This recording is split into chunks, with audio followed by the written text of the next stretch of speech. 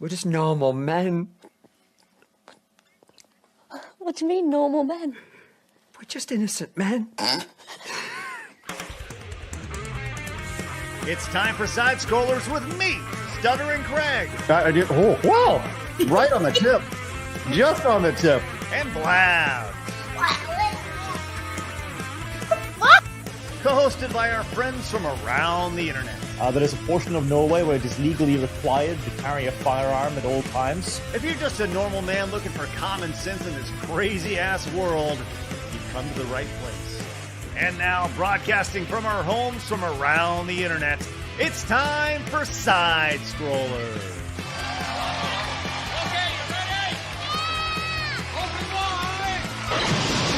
Oh, welcome out to Side Scrollers on YouTube.com and Rumble.com, and most importantly, SideScrollersPlus.com. What's going on, everybody? Hey, it is Finish Strong Friday, and we're here ready to kick some ass today. I'll tell you what, we got a litany of things to talk about and converse with you about today, and we have a phenomenal guest, as always, here on this wonderful Friday. Joining us straight from Guam itself, the Guamanian princess, where it snows in May, Blabs. It's actually quite cold today. I'm not very happy about it. But yes, hello, happy Friday, thank God. I don't know about you, but this week has kind of dragged a little bit. So I'm really happy to sleep because I've not been sleeping for like 3 days, so yeah. I do take offense when you're like, thank God it's Friday. I don't mean you or anything. It's not been a you thing. It's just been like, I don't know what it is, but it's just a dragged week in comparison to like most days where it usually flies. But this week is like, if we were going any slower, we'd be going backwards kind of thing. So yeah. But yeah, okay. I'm happy it's Friday. I do have some gaming news I want to talk with you and of course our guest. Oh, wow. I can't wait to hear about it. Yeah. Giddy. Speaking of our guest, joining us from the wonderful over 200,000 subscriber channel. My God, what a beast of a man this is. It's Jeff from World Class Bullshitters. How are you, Jeff?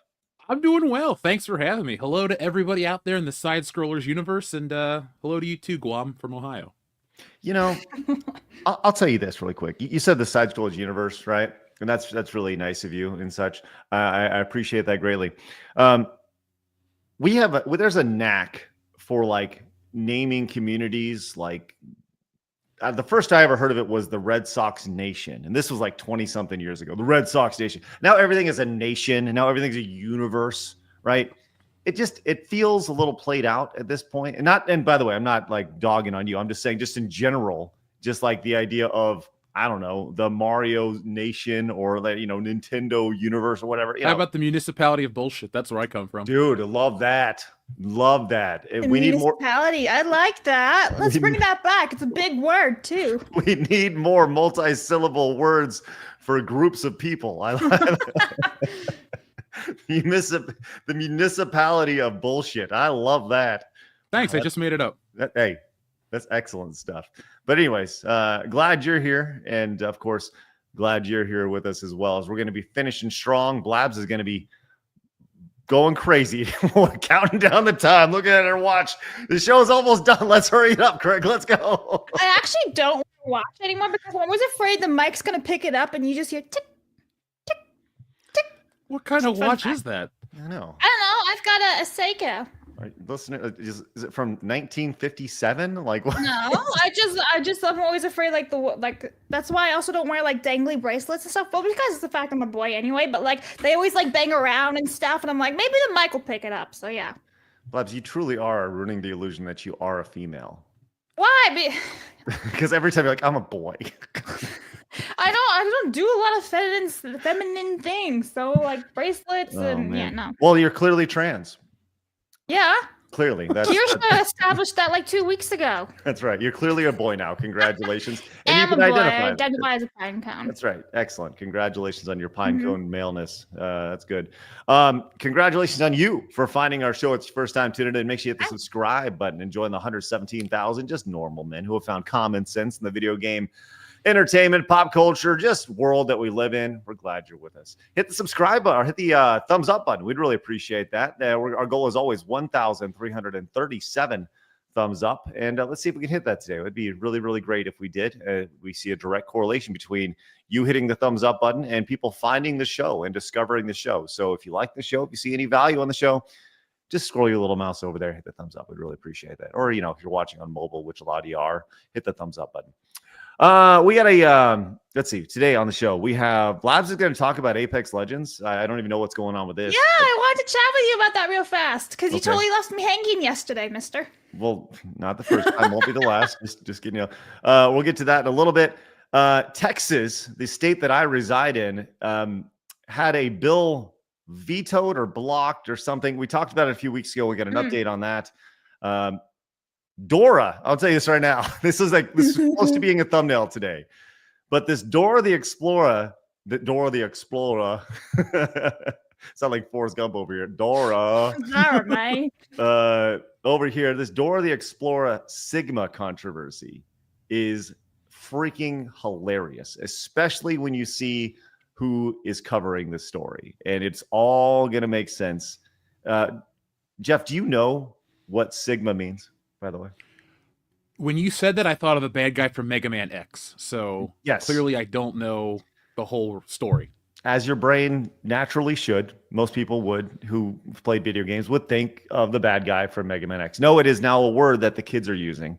And Dora the Explorer is in some hot water, if you will, talking about this, or at least by some reaches of the internet. Vice. Just as we finished our show yesterday talking about Kirsha, they released another article from the same person talking about, well, let's just say they played the victim very, very well in this whole situation, attacking VTubers and the extremism coming out of it. And our friend Kirsha, once again, is in the crosshairs of all that nonsense. We get an amazing collaboration between Overwatch 2 and Street Fighter 6 of all things. We'll get to that. We're gonna, and the big lead today is what the fuck is going on with Nintendo. We gonna be getting into that because there's some, it's just like an umbrella of things to talk about. They're going through a weird PR crisis. Will it affect them financially? Absolutely not. But a little bit of shine is being taken off the wonderful. Are your goggles coming off when it comes to Nintendo? Well, I think that we've all had like our red pill or black pill moments over the last several years, and it's we'll get into that. We'll get into that as the show goes on. As always, we want to invite you guys today to join us over on Side Scrollers Plus. It is Friday. We're going to be doing our call-in show, inviting you guys to join us as we do every Friday. You can talk to me and Blabs and Jeff over here and talk about whatever it is you want to talk about, preferably something from the show. We enjoy that.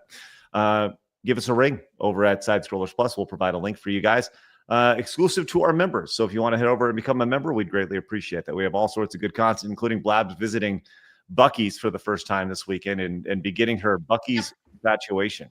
Oh, yeah. It's been months, and she is continuously talks about it on a day-to-day basis. It's great. This is true. I'm going to try another sandwich next time I go. I've already decided. Very soon you'll be down here, which is good, which we'll talk about that here in the next week or so. We'll have a nice little announcement for you guys. But as always, we like to start the show with Today in Gaming History. But before we actually show that off, Jeff, what we've been doing is I've been going in and picking the games, or he's guessing the games that Blabs included on today's Today in Gaming History. So I'd like your help in picking what games you think that she selected from this list to include. 3 total games. So a quick glance here as we go over here. You can see the list here, and I have picked, yes, okay, here we go. I know exactly the games that you picked.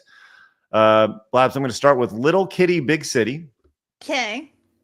I'm going to go with NBA Playgrounds. All right. Just because. Just because. You probably should have picked an Injustice. No, I'm going to say Injustice 2 because I bet you've heard of that, even though it isn't. Yeah, that's for iOS, though. Yeah, that's true. Okay, you know what? Scratch that one. And I'm going to go with Medieval 2. Good. Jeff, what do you think of these? I think she's going for DreamWorks Over the Hedge because that was a movie that she probably watched. I've never even seen it. So I'm gonna guess that one. I've never seen it. Oh, I well then. remember it was everywhere though. Like the commercials were everywhere. But you were really close, Craig. So May 9th, everybody. Medieval 2 released in 2000. Let's go. Now here's the thing. Little Kitty Big City was released last year, but I've played this game and I can confirm it is a good game. If you want a simple little niche game to play, I highly recommend it. Very sweet graphics, and you get to take down people without just being a cat, so it's pretty funny. And then this random ass game that I never heard of is also 1 year old today called The Butler Did It. So yeah. Let's be clear. You don't really hear of any of these games. It's like throwing a dart at a dartboard and whatever pops up, right? Let's just be very clear. The Butler Did It is a brand new game as of 1 year ago, so. Well, some noticeable games that you did miss, Blabs. Listen, I like Little Kitty Big City. I recommend it. You literally play as a cat, and then because it's based in Japan or China, I'm not really sure, but you can jump on people. Jesus Christ, just lump them all in, Blabs. I'll tell you what. You don't know. They just look Asian. I think it was Japan. Well, that's like saying it's not Indian. It took place over in Europe because they're all white. Or it's like wow. Listen, I'm profiling. Anyway, you literally jump up on the people as a cat and they fall over and they drop whatever they're holding. Sometimes they'll drop their phone or whatever. So yeah, I highly recommend it. At you any can scare point, people as a cat. At any point, is the cat scared for its life being in Japan or China? I was going to ask that same question. No, because he fell down.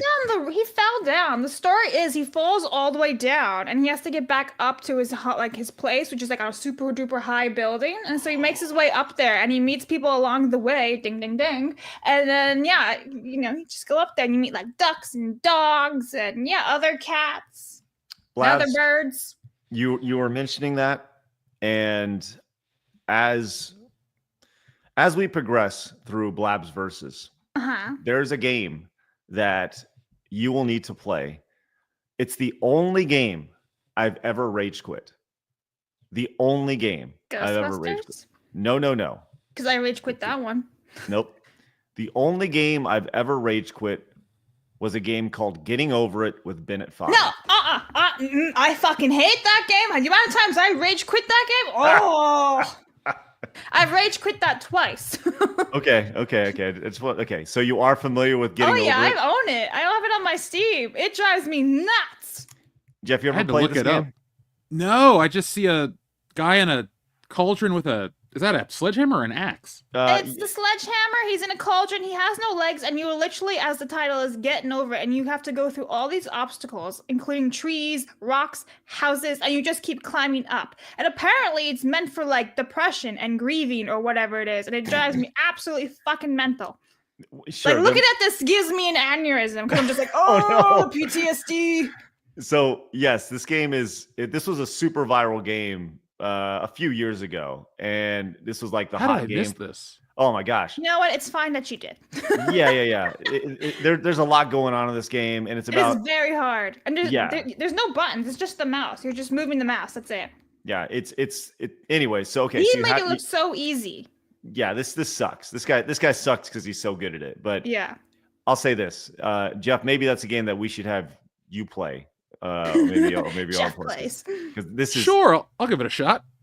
Listen, this game fucking sucks, dude. It is very painful. Very painful. Oh my god. Yes. Anyways, well, now that I know that you played it, we won't have to. But there are plenty of other games that we could do like that, Blabs, that would definitely send you into a deep aneurysmic state, probably.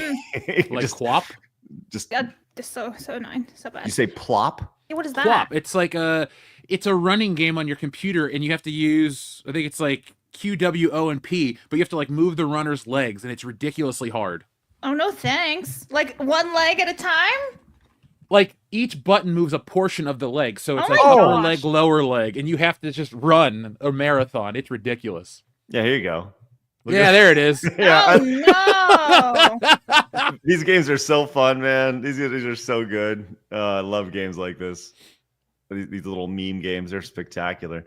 Anyways, to answer Jeff's question real fast about the Ghostbusters, because I saw his eyes go what the fuck? So you know how there was a Ghostbusters video game released on the Wii, and it could be couch co-op, but if you don't do couch co-op, all the AI your teammates are absolutely useless and they just die, and then when you die they take forever to res you because you got to keep going. That's what happened to me on the Xbox because they remastered for the Xbox.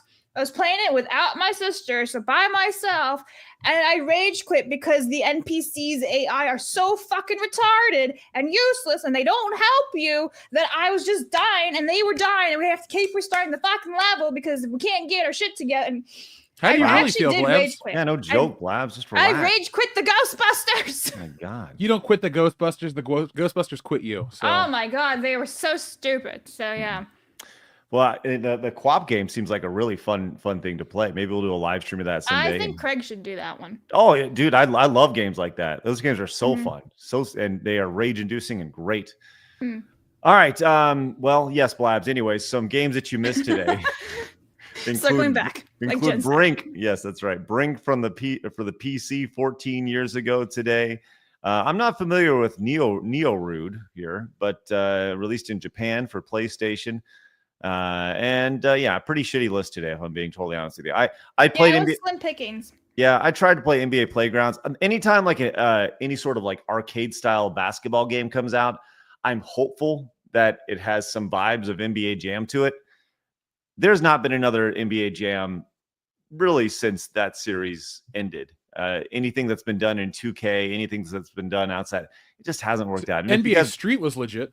Well, yeah, Street, but I think Street's his own thing, right? It's not full court. It was more like, wasn't it more like half court, right? I played it when it was new, and I just remember liking it. Yeah, Street was great for sure. Anyways, there you go. All right, we got a big show for you guys. But first, Gear came in, says similar case on Nintendo's attempt to get rid of Pal World and Pocket Pair, founded by ex-Nintendo devs. Valve do the same shit to classic Counter-Strike mod. Service problem, huh? Gaming is done for. Yeah, I saw that today too. Let's see if you can pull that up, where Valve is pulling down the classic Counter-Strike mod over there. We can talk about that with Nintendo. B. Barrett came in and says the tariffs are so successful that even the Pope is American. There you go. Mercenary says Nintendo has become the Games Workshop of the East. By the way, Mercenary, would love to hear your thoughts on the Pope. Jared says, speaking of PS2, which is a conversation we had yesterday, says, while there are many great games on it, here are a few of my favorites. Metal Gear Solid 3, Snake Eater, Jak and Dexter, Burnout Revenge, and Ratchet and Clank. All right, let's continue it. Today's point of conversation.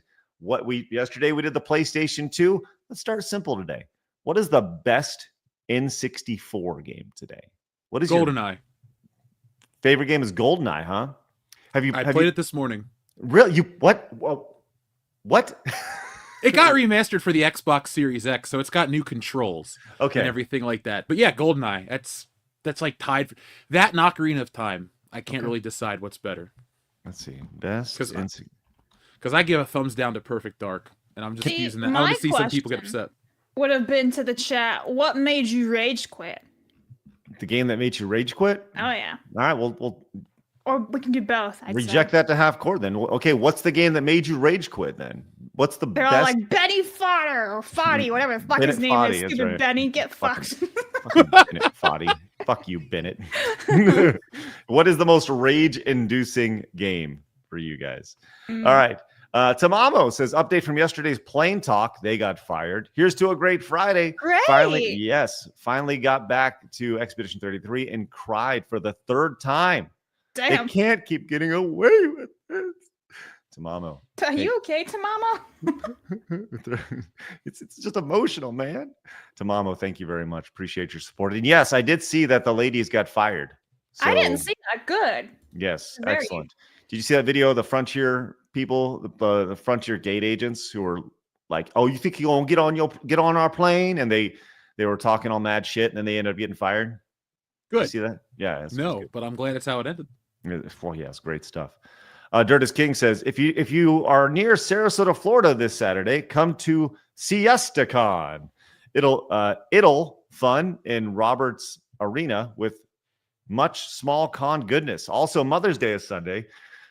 Show them love. Kerr mom never showed Kirsha. That's right. There you go. Yes, Mother's Day is on Sunday, so make sure you guys are fully aware of that and taking care of your wives, your moms, and everyone else in between. mothers-in-laws and sisters who are moms. Got to do all that stuff.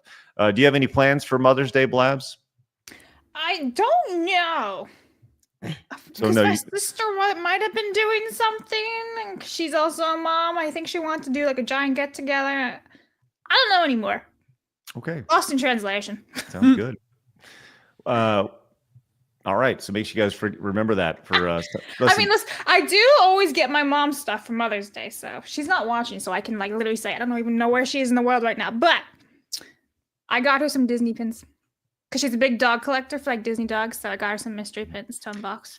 I've been thinking about Mother's Day for like 2 weeks, and we're 2 days away. And on top of that, my wife's birthday is like a couple days after, so we double up. Oh, jackpot! Oh, it's the worst. It's the worst. So like it is the absolute worst. So I've been thinking about it for like 2 weeks, and I still don't have an answer. Right? She's like a big Stars fan, so I was like, well, we'll go to a Stars game. Looked at Stars prices, like $300 a ticket. F that. Sorry, like I love you, but it's $300 a ticket, right? And it's not just me and her. That'd be 4 tickets. I don't want to spend $1,000 to go to a hockey game. You know, that's a lot. It's a lot of damn money. You know. Yeah. So, anyways, we'll figure something out. We may go to like a AA baseball game instead. It'd be like $10. Hey, it's the thought that counts. That's right. That's right. That's Get some right. flowers too, and then you'll be set. See, okay, I don't buy into. Oh, I know you thing. don't do flowers and cards and all that stuff, right? You're a weirdo. know. What's wrong with a card? Yeah. Can't you write? I would rather write something down personally than going to the store and buying the $6.99 card, right? Like go to the dollar store and buy a card and write your own thing in it. Or, I mean, yes, you could absolutely do that. But Microsoft Publisher that you can make your own on the computer and then just print it out and fold it up and go to Canva. Oh, that too. I usually go to Microsoft Publisher. These are important topics, man. You could have just asked me. I could have made you one real quick. Jeff, can you make my wife a Mother's Day card? I don't know if it'll arrive in time. I can send you a digital file. Prairie came and says, I've been meaning to do a while back, but Polygon is weird as when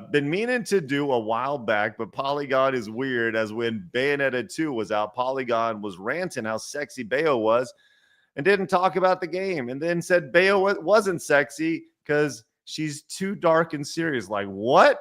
Yes, exactly. We all know that Polygon is full of shit. We know that Vice is full of shit. And getting one consistent narrative from these platforms is impossible because they're written by people. But thank you so much for your wonderful support. That is spectacular with the 20. Also great support is Dark Inertia, who became a Plus member. Let's stink and go. Thank you very much. Over at SidescrollersPlus.com. Snooty says, happy Friday, actually, happed Friday, Side Scrollers. Craig, you built a great community here. Side Scrollers Plus is worth it. What's up, chat? Let's go, Snooty. Thank you very much. Appreciate that. Yeah, man. We're going to provide a ton of value for you guys. And one of those announcements is going to be next week. Looking forward to that. Gear says, retard Vice thinking they're gods for attempting to dox Kirsha. VTuber agencies are trying to warn about defamations that could break the immersion of VTubing, or otherwise another Uriah Russia drama. I'm not familiar with that. But just so you know, guys, the VTuber stuff, I'm not well versed in this at all. I just be totally clear. Like, Kirsha is the first VTuber that we've really had any sort of interaction with. With that said, it's been super fun to hang out with Kirsha. She's been great. But I understand, just like in gaming, the VTuber community is very divided. So, we'll get into the Vice topic a little bit later on because they're at it again. Bentley says, I saw a Sin episode of Emergence was on there. I would highly recommend the chat to watch Inside Gaming's playthrough of the game. It was back when they were actually funny. Hashtag Montez. Oh, good old Insider Gaming. Yes. Marmalin says, N64, WCW, NWO Revenge, or WWF No Mercy. Game that made me rage quit. Had to be any sports game when the computer starts to cheat and ruin your perfect season. Threw my PS1 at the basement wall. Oh, man. It's the worst. Thumbs up for No Mercy. That game's still fun. Yes. We need to get I have a vision, by the way. I talked about this a couple months ago. We're going to be doing some events throughout this year. Wouldn't it be fun to get a bunch of like old school wrestlers who are in those WWF games to come together and play WWF No Mercy as themselves. That would be wild. Get Steven Richards. He's available. Dude, I would love that. Would love that. I think that'd be super fun. Rystream says, doesn't know where in the world she is Blabs' mom's, Carmen Sandiego? No, listen, I literally know where my mom is this very minute, but I'm not going to say it to the world. You could say like downstairs or something. Well, it's okay. She's not even around. She's at the dentist. Oh, doxed. Find out where next week. That's right. Where in the world? God. I can't wait. That's right. John says best N64 game and best Mario game is Mario 64, Craig. And the only game I rage quit was I Want to Be the Guy. Oh, Blabs, have you played I Want to Be the Guy before? I Want to Be the Guy? Yes. No. Okay. That's also on the list of games to play. Spectacular. Aramis says, happy weekend, everyone, and happy Mother's Day. Craig, you better have something nice for the missus. Wish me luck, friends.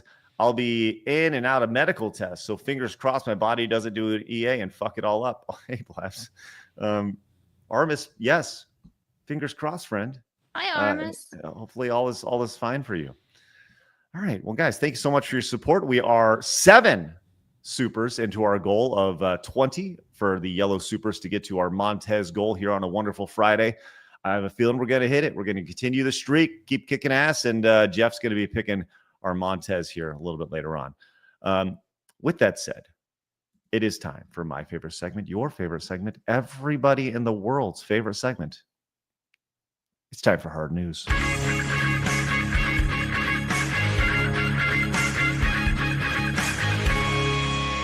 Hard news. We have a big old birthday, Blabs. Besides Lady Desiree's tomorrow. Yes. By the way, Des doing a birthday stream over on Kick. We're going to need to, I wish we didn't overlap with her, but yeah, Des is kicking ass. Anyways, yes, happy birthday to Des. Happy birthday to David Attenborough. Blabs, Who is David Attenborough? You've literally heard him in like every nature documentary, unless it's Benedict Cumberbatch going ping ping. But yeah, he turned 99 yesterday. He did. He turned what age, Blabs? 99. Oh, okay. 9. Okay, there we go. So you've known him from just being the voiceover guy for a lot of stuff? Yeah, wait, you don't know who he is? He's like the nature doc. You really don't know who he is? No, I mean, when you say the nature guy, I have an idea of what he sounds like because he has a very, I know that the nature guy, which if that's who David Attenborough is, yeah, you just call him the nature guy. In these nature documentaries, he's very much pro conservation, things like that. I mean, look at all those titles, all right? Yes, they're all Africa. Yeah. Penguins. Still working at 99. Yeah. Oh, he's a writer? Holy shit. That's crazy. Yeah, this dude's a Chad. Yeah, mega Chad dude over here. All right, Flying Monsters, First Life. Yes, this is all pro Earth stuff right here. Great job, Craig. Pro Earth stuff. That's right. Go Word Earth. is conservation. Dadbeat says Asmongold's editor. Is that who he's supposed to sound like? Is that the editor sound, the AI voice? That's David Attenborough? Oh, I have no idea. Oh, okay. I don't watch Osmond, besides the clips we see on the show. Okay. I see the Lost Gods of Easter Island. I'm intrigued by this. You guys ever been to Easter Island or know anything about Easter Island? No, what is that? I know about it. Where is it actually? Oh, Blabs is a good question. So Easter Island is out in the middle of the the Atlantic Ocean. It's in the middle of the Atlantic Ocean, and it's where you have the big Easter Island heads over here. Yeah, and these like apparently go super. Look those! Look where that's at. It's just in the middle of nowhere. Yeah, the Pacific Ocean, my guy. Okay, there you go. Yeah, sorry. I was thinking, I get my oceans mixed up. A bit of a difference, but yeah. Geography. Yeah, cool. I'm an idiot. This has been well established. Dumb Craig. Anyways, so I was actually set to go to Easter Island back when I was doing stuff at Game Attack. We were throwing darts at a dartboard for places to go, and Easter Island was going to be the next place that we were going to go. And we were planning it all out. And then guess what happened? COVID happened and it shut the world down. So never had a chance to go to Easter Island, although that is definitely a place that I would love to go. Put it on the bucket list. We can still go. I was just about to ask that. Side Scrollers goes to the Pacific Ocean. Blabs, would you want to go to Easter Island? And it's like from here, it takes from Dallas, it's going to take several days to get there because you got to do several connecting flights. It's a pain in the ass. If you actually stop and do a bit of tourism each place you go, like have a nice layover, like a day or so, I think that would be worth it instead of just doing these massive, bang, bang, bang, bang, bang. Then you get there, like that's awful. Not me. I want to get there. I'm ready to go. Let's get there because I don't want to stop down in Bogota or whatever. Just swim there, man, nonstop. And don't mind the sharks; they'll probably swim with you like Aquaman or some shit. Okay, you have those powers, right? We're already on a side quest here. Well, let's go ahead and continue this side quest real quick as we are celebrating David Attenborough's 99th birthday here. I just want to keep that in frame here. That's where we started on this show. Did you guys see the story of this guy who like quit his job and now he's in the ocean trying to go to Hawaii and he's what do you mean he's in the ocean? On a boat. He's on a tiny little boat and he's trying to boat. That's better. Yeah. It's just in the ocean trying to swim to Hawaii. Well, no, that's pretty much it, right? So this guy, here we go. Let me see if I can find this. Yes. Okay. This guy, he has Starlink and he is making his way around the ocean on his way to Hawaii. And I'm trying to see if I can find this guy. I have this one video here, but he was on, this is the dude right here. Cat from Oregon to Hawaii. Today marks the first day since I've changed clothes. I saw dolphins, which is amazing. And also, for those of you that are new here, because I think I got a lot of new followers, I'm the guy who quit his job, liquidated his 401k, sold everything except for my cat to buy a boat and sail around the world. And I want to use my platform to talk to you guys about my political opinions. Yeah, also. This is great. He was just laughing at it. Anyways, so this is what he's done. He's quit his job but he's gone through some like crazy ass weather as he's gone. I think it's been a little bit bigger of an undertaking than he expected. But anyways, like what a dream, huh? Pretty cool stuff. Cool. Yeah. And I also just saw this super chat and I had to bring it up. Andrew says his brother is John Hammond from Jurassic Park, and it is confirmed that Sir David Attenborough is the Lord Attenborough, aka Richard Samuel Attenborough, Baron Attenborough. That's the actor, John Hammond from Jurassic Park. I did not realize that. Now it all makes sense. Yeah. Documentaries on dinosaurs and stuff. Okay. Now it all makes sense. There it is. It's the tie into pop culture. See, guys? There we go. Love it. Way to go, Blabs. Killed it. Yeah. All right. Hey, John says, no, Craig, what happened was Wafsicle tried to copyright you because he said he owned the rights to throwing a dart at a map and with fake copyright claims. Oh, this is true. This is true, John. Yes. This is a previous little bit of drama back then when we were throwing darts at boards.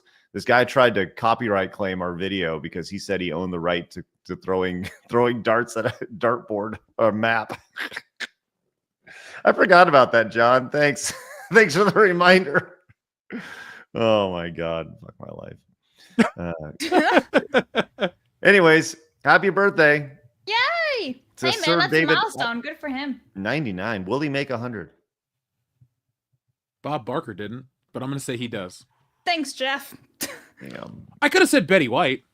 Damn. Oh. I know. Poor Betty. Oh, Betty White was so funny, man. I just watched a movie. Have you ever seen the movie You Again? Stud casting, right? Jamie Lee Curtis, Betty White, all these big names. And she just plays like this old grandma who's like, she's a little batshit insane. It's good bloopers. Same. All right. Thank you, Blabs. You're welcome. I will not check it out. It's really funny, actually. Like, it's funny. It's a proper funny movie. Tan came in and says, best N64 game is Star Fox 64. Montez, let's go. Mercenary says, I rage quit Battletones. That third level is a filter. Yeah, man. By the way, guys, yeah, filter for the good versus the bad. Oh. I'll say this once again. The prompt today, we have two prompts for you guys. what is the best N64 game, and what is the game that made you rage quit? The first game that made you rage quit. That's the one, because everyone has that Or game. like the most famous rage quit, I would say, if you can't remember the first one. Yes. Lex says, my favorite N64 game was WWF No Mercy. Played it all the time as a kid. My character was Rowdy Kane. Kane, but with Roddy Piper moves. My finisher was boxing the ears. Ooh, I like it. Like that. Young Stoke came and says, F4 game was, N64 game was Ocarina of Time, Rage Quit, Dark Souls 2, yeeted it. I get it. I get that for sure. Magnum says, does Starlink follow Craig while he sails the world? No, I have no intention of sailing anywhere ever.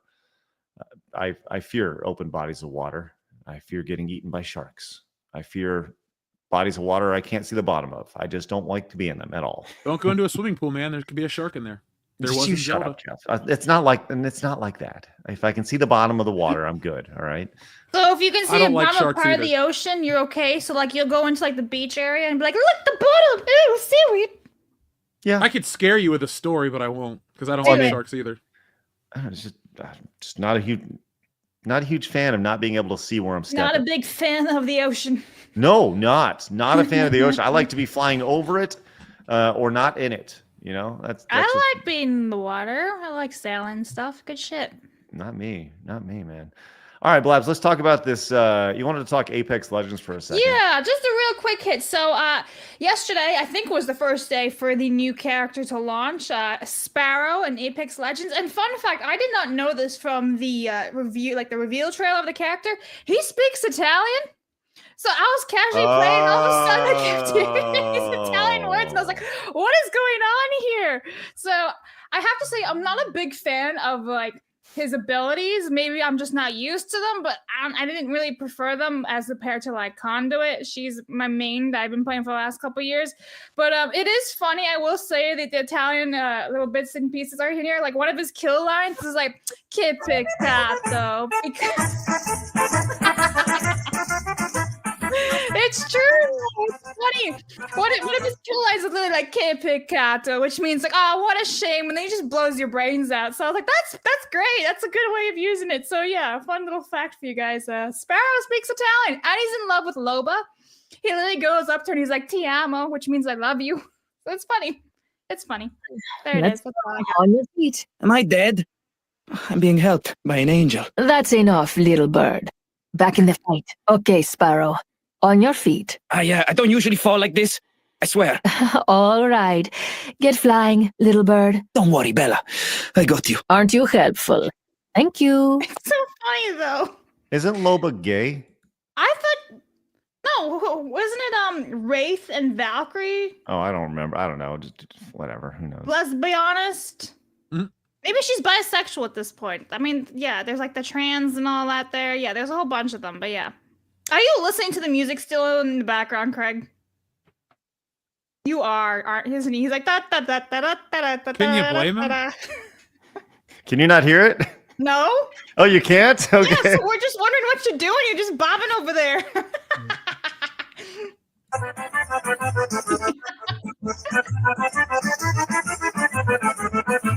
That's Blabs's alarm in the morning when she wakes up. No, it's pure Gint. You know that like that nice little lullaby type thing. Yeah. I'm pretty sure this is it. No. It will be now. But no, What's the matter? Listen, it is. He's an interesting character, but I don't think he's that great. I just like it because he does all the Italian one-liners, and I was like, I know what you're saying. And he taught me some Italian slang I didn't really know was a thing. Raga, apparently short for ragazzi. I was like, what the fuck's he saying, raga? But I He assume says it's what? ragazzi. Raga? Yeah, short Oh. for ragazzi, like andiamo ragazzi. Let's go, guys. Okay, Okay, raga. I'm it would be assuming totally- is slang, Italian slang. The internet would have Ragazzi. flipped out if he said MAGA.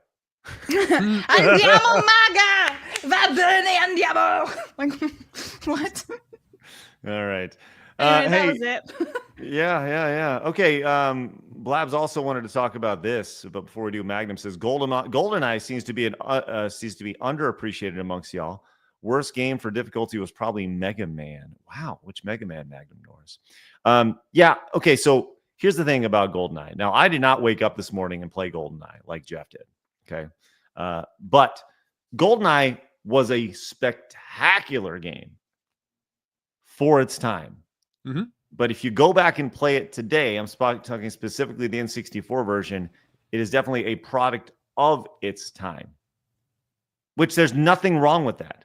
But with quality of life improvements, Jeff, like you're talking about, updating the control scheme and things like that, the game is still super fun to play. But playing it in its default setting, it's not as enjoyable as, I just don't think people understand that you just strafe with the C buttons instead of a second thumbstick, and it's got everything built into it.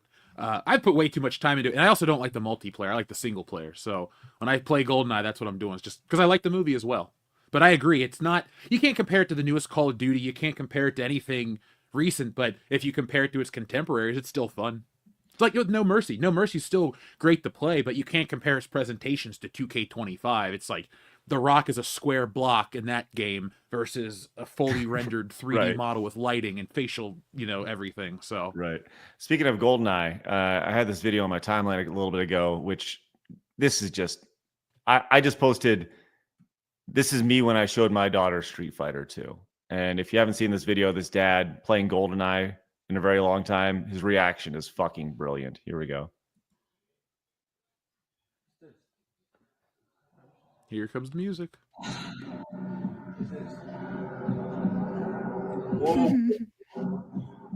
Oh, player, this is your ass, player. This is your ass, player.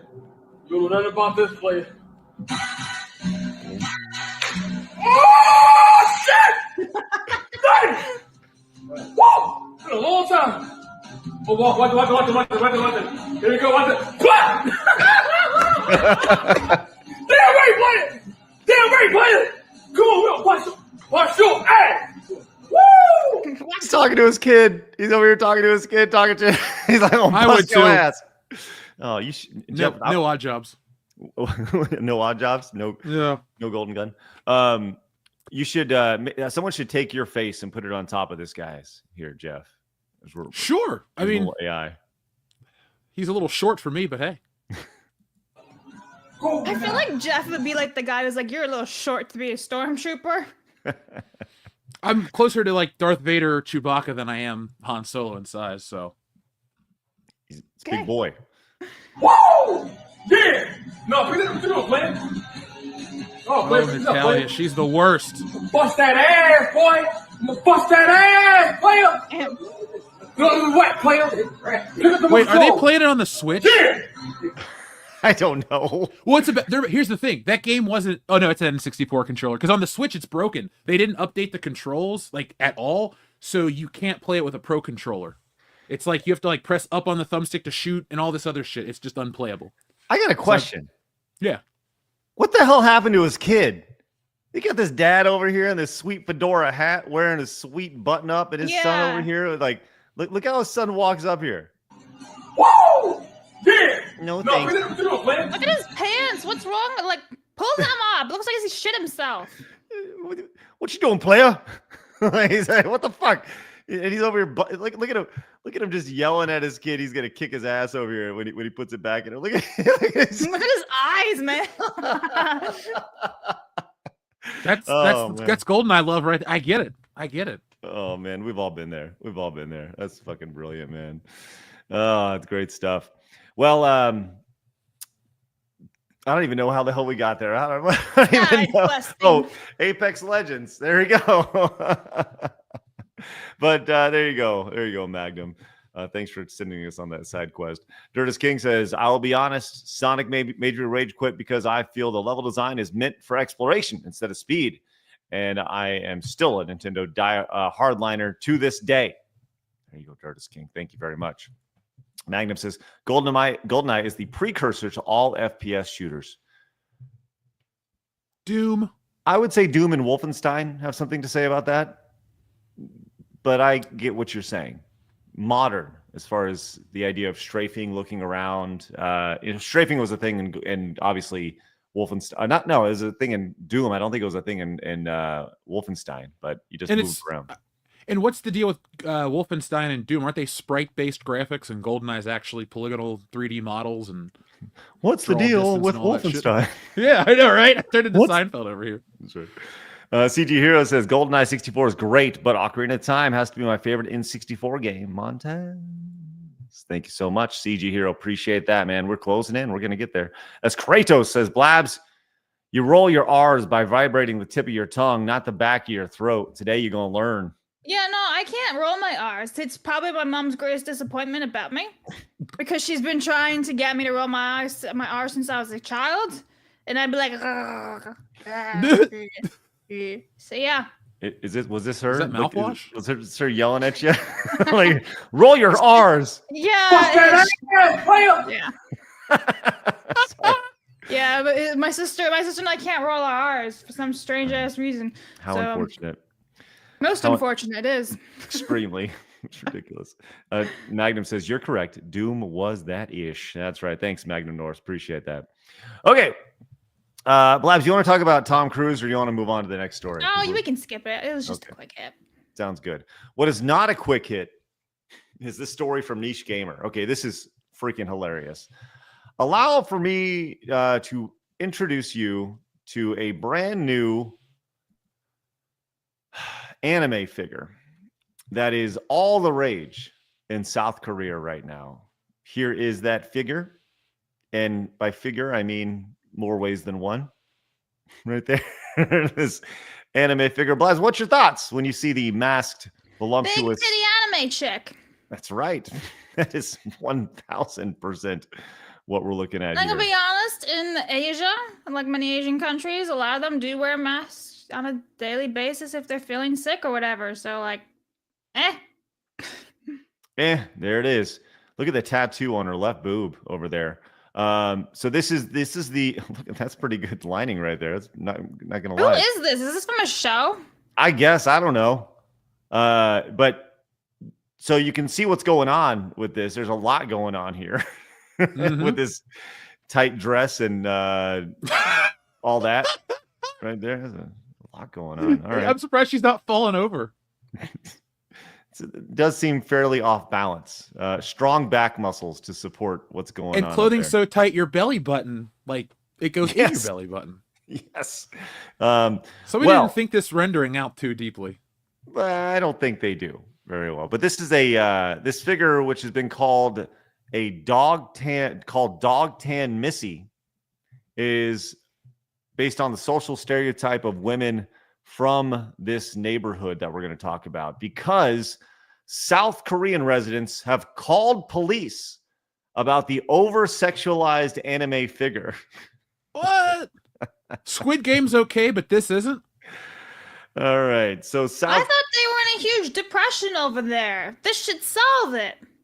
Yeah, well, Titties. Her giant boobs are going to save an economy? I actually believe that. Yeah, dude. This They're will all bring... depressed over there because they're split up from North Korea. So some of the families have been torn apart. They're constantly working. Their capital's like super duper expensive to live in. They're constantly work. They're not having kids. Their population is down. How to fix it? Tits. Am I wrong? I do think that this will bring many men out of depression, Blabs. And the better part is, I bet you those boobies are actually like squishy, because some anime figurines, their boobs are actually like made of like a squishy material. You can go toot toot. So that'd be funny if that one was, actually toot toot. That hasn't hit any of these American toys yet, so. No, it's true. I'm okay with that. I appreciate that the boobs go what, Blabs? Toot toot. Okay, just making sure. Thomas the Tank Engine. Kind of like Pingu. No. All right. Okay. Well, the South Korean residents of Hwaesong City are incensed over a popular anime figure depicting a woman wearing skin-tight dress with a plunging neckline. The figure, which has been called Dog Tan Missy, is allegedly Dong Tan Missy is allegedly based on a social stereotype of women from the neighborhood. Blabs, can you please search some more information about Hwang? I am. Oh my God! Hang on. There's a place called South China Morning Post.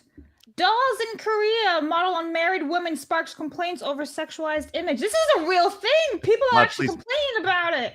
Do we have pictures of these women? Because if that's the case, this may be the most popular place on Earth, and I know that several normal men may be moving to South Korea. That I see. It's not like the actual complaints themselves. They're okay. Okay. Well, I'm just saying that if there is like these women, and this is a stereotype of these women, I feel like many people would be moving to Hwaesong City very, very quick. But that doesn't seem to be the case. Anyways. I found it from 2023. Okay. And I'm going to say no one's complaining in the threads. It's everyone going, Why would they? whoa. From like years ago, all in Korean too with hearts and stuff. Okay. Well, according to the male... I bet you it's one person who's like not even from South Korea, but is actually from America. Her name is Karen, and she weighs like 4,000 pounds. Let's find out. Individuals have been contacting law enforcement in South Korea in order to have the figure pulled from sale in both in-store and online. Part of the Dong Tang Missy stereotype is due to the neighborhood's affluence, giving the appearance of a young but sophisticated married woman. South Korea has an infamously reactionary feminist movement, which regularly comes after anime and video games, for which they consider to be insulting women depictions. The figure is available for relatively affordable, $60 to $90, depending on which store you buy from. Wait, I'm sorry. There's this is cosplaying as her. This is full of shit, man. I've just found everything. Pull it up. Hang on, remove that. So here's the one from 2023. This is an image, right? 2023. All the comments. Happy-go-lucky, happy, hearts. That guy has the thing. And then I found it's a cosplayer. There She's you go. cosplaying. Wow. That's this is impressive. an entire account. K Pring. I don't think this is a problem, dude. Booty. Do you think that this woman who saw this happen and she was like, this is it.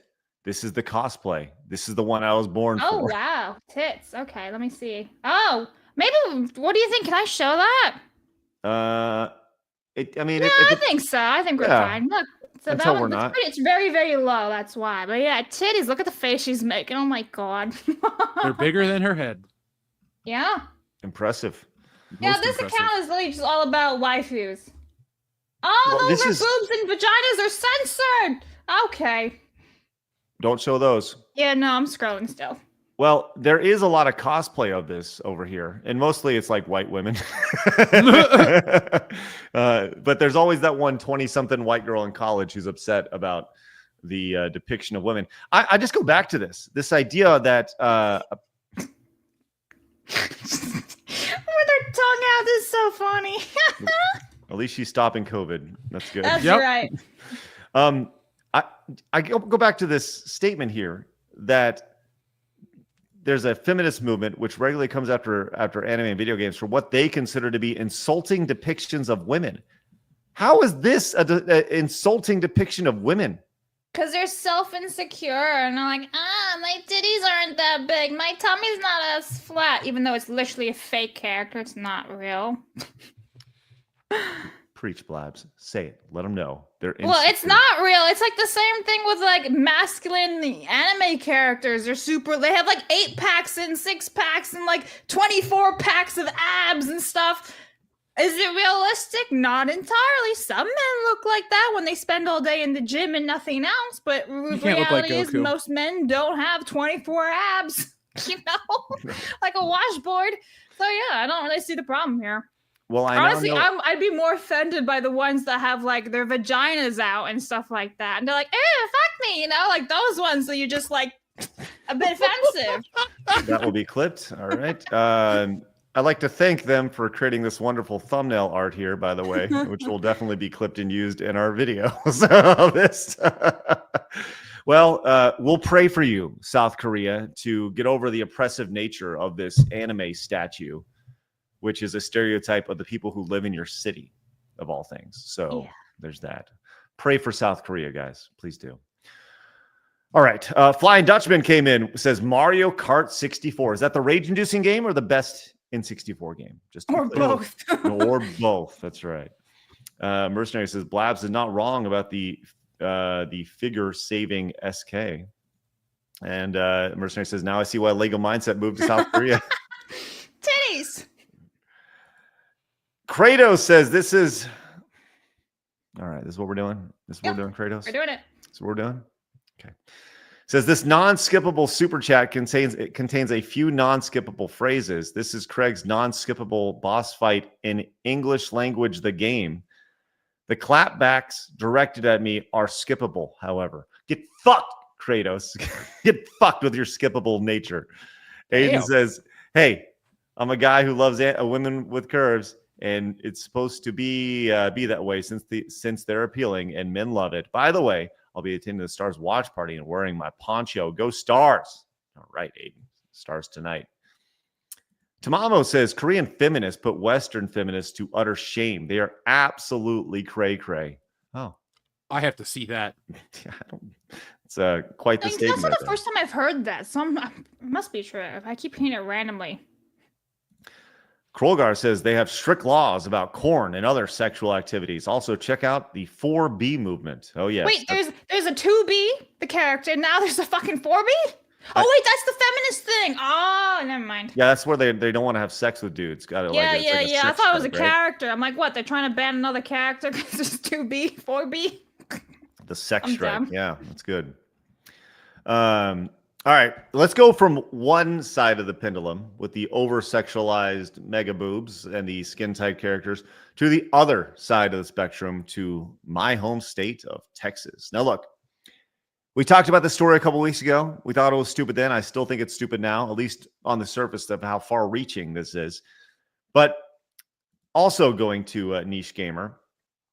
And by the way, this headline is a little misleading, but we'll go into this story here. As Democrats have blocked a bill, says, to ban Goblin Slayer and other anime in Texas. Okay. Now, without reading through this whole story from Niche Gamer, I got this over on X. This is Democrats have blocked a controversial bill that would make watching Goblin Slayer a felony here. I hate Goblin Slayer. Well, this person says, Grok, is that true? And they say the claim that Democrats blocked the GOP bill watching Goblin Slayer, making watching Goblin Slayer a felony, is likely false. Texas Senate Bill 20, which aims to criminalize obscene visualized material, including cartoons, is still pending in the House committee, not blocked. It raises concerns about impacting anime and manga, however you say it, with supporters citing child protection and critics warning of free speech risks. No evidence confirms the bill targets Goblin Slayer specifically. So this is a bill that was put together. It's all under the idea of we're going to do what's right for children. And in where I live in particular, like children, like you don't fuck with kids, right? And anything you do to give kids a better life, that's a good thing, right? And sometimes what happens with these bills is they may not start or intend to be overreaching, but when you look at the language, you go, okay, that's where the slippery slope is right here. And you can see where the slippery slope lies, and then you get into some crazy situations. Like they may not have been intentionally done that way, but they can be interpreted that way, and that's how we get, Chaz, up in Seattle or whatever, the Chaz Chop thing where they're like, well, technically. And that's kind of the issue with this. So I'm a big fan of free speech, obviously. I don't know. And I think there's a reason why you have warnings and adult settings for certain things. Now, obviously with anime and comic books, that's kind of hard to do. I don't know, Jeff, I would love to hear your thoughts on this. Well, a couple things. First off, I'll lead with my closer. It's parents' responsibility to keep your kids away from this stuff. Around the world, animation and comic books aren't for kids. It's an American setting that we have here. Because if you go to Japan or Italy or France, their comics, their art isn't really just for kids, especially with Japan. Was it post-World War II? They were trying to rebuild, so their art and their movie industry is non-existent essentially for a while, so animation was their way to tell stories, and it doesn't matter if it's for kids or not. Hell, even go back to Warner Brothers cartoons of the 40s. They're the things that would play before movies. They're not really for just kids. They're kind of something before a movie. So I think, while I agree you got to protect people, I think this is really dumb. what, all of a sudden am I going to log into Crunchyroll and like Lupin the Third's going to be gone because, well, there's tits in it and that's offensive by this Bill 20? I think they need to like really readjust and I don't know, take the steps, because it's a slippery slope. And once we lose this art form, then it's comics, then it's games. Because like you got all these weird people on the internet, like we just talked about with Korea. Oh, we can't have the big boobied women because of this. So a bill will be introduced and they start wiping stuff out. And then people are just going to want this and want it even more. And then what happens if it goes backwards? Well, we can't watch this version of this cartoon because somebody gets their head chopped off or this or that. And it's going to really just ruin everything. So I hope the bill goes away. I can't see any value of it. Well, the bill, as I mentioned, the slippery slope nature of this is, I think, what most people are very concerned about. And you can see, to recap, SB number 20 was introduced under the guise of combating child porn, but the actual text of the bill makes it clear it goes much further than that. In its own words, it would create a new state offense for the possession or promotion of obscene material that appears to depict a child younger than 18, regardless of whether the depiction is of an actual child, cartoon, or animation, or an image created using an AI application or other computer software. Furthermore, an offense under this section is a state jail felony, directing first-time offenders convicted under the law to a minimum of 5 years in prison simply for owning or viewing such material. As many pointed out, this would ban any anime in which a character under 18 is shown topless, regardless of context.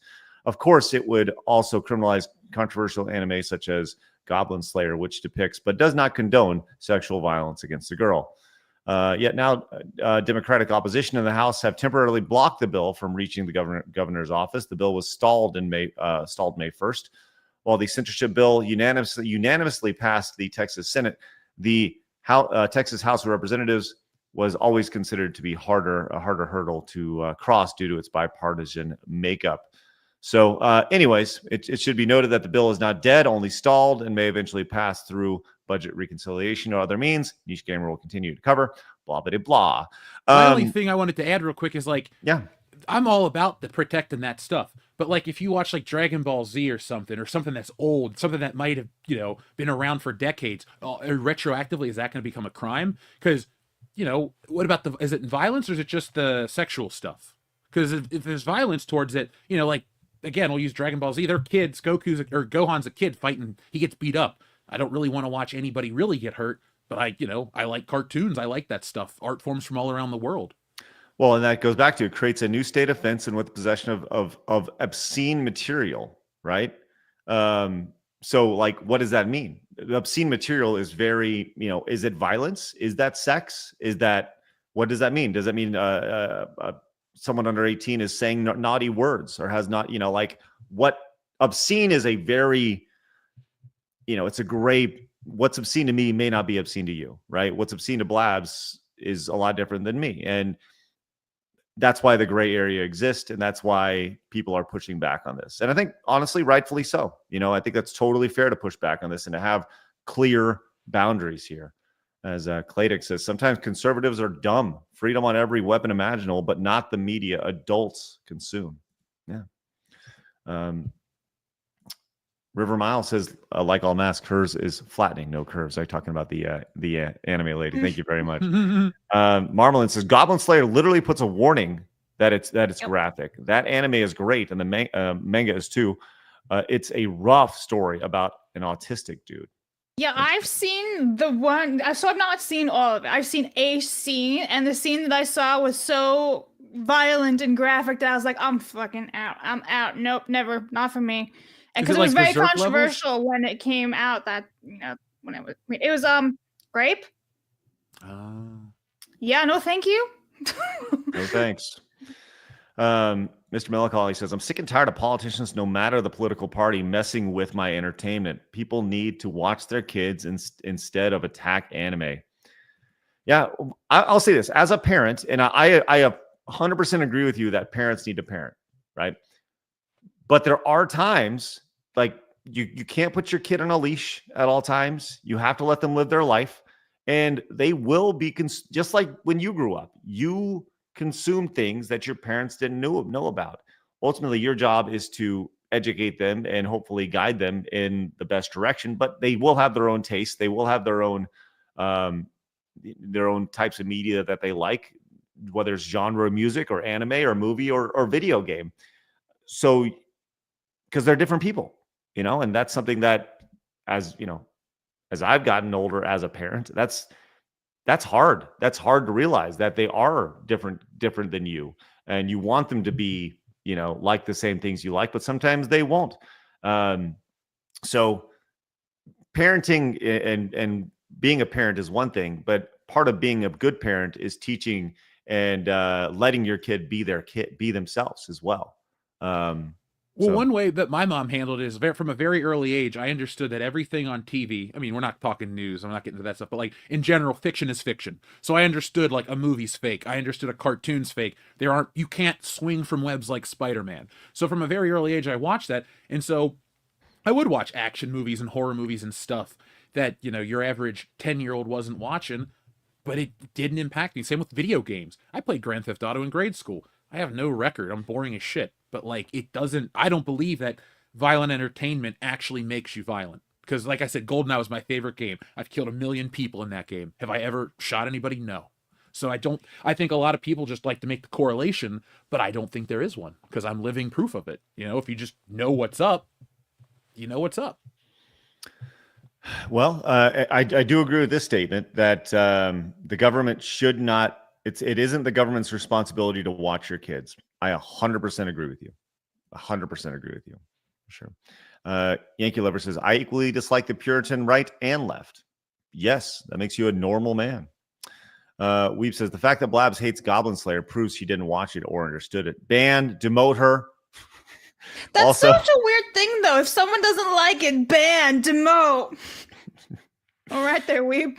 Also, we have age ratings for a reason. Parents, parents do your fucking job and watch your kids.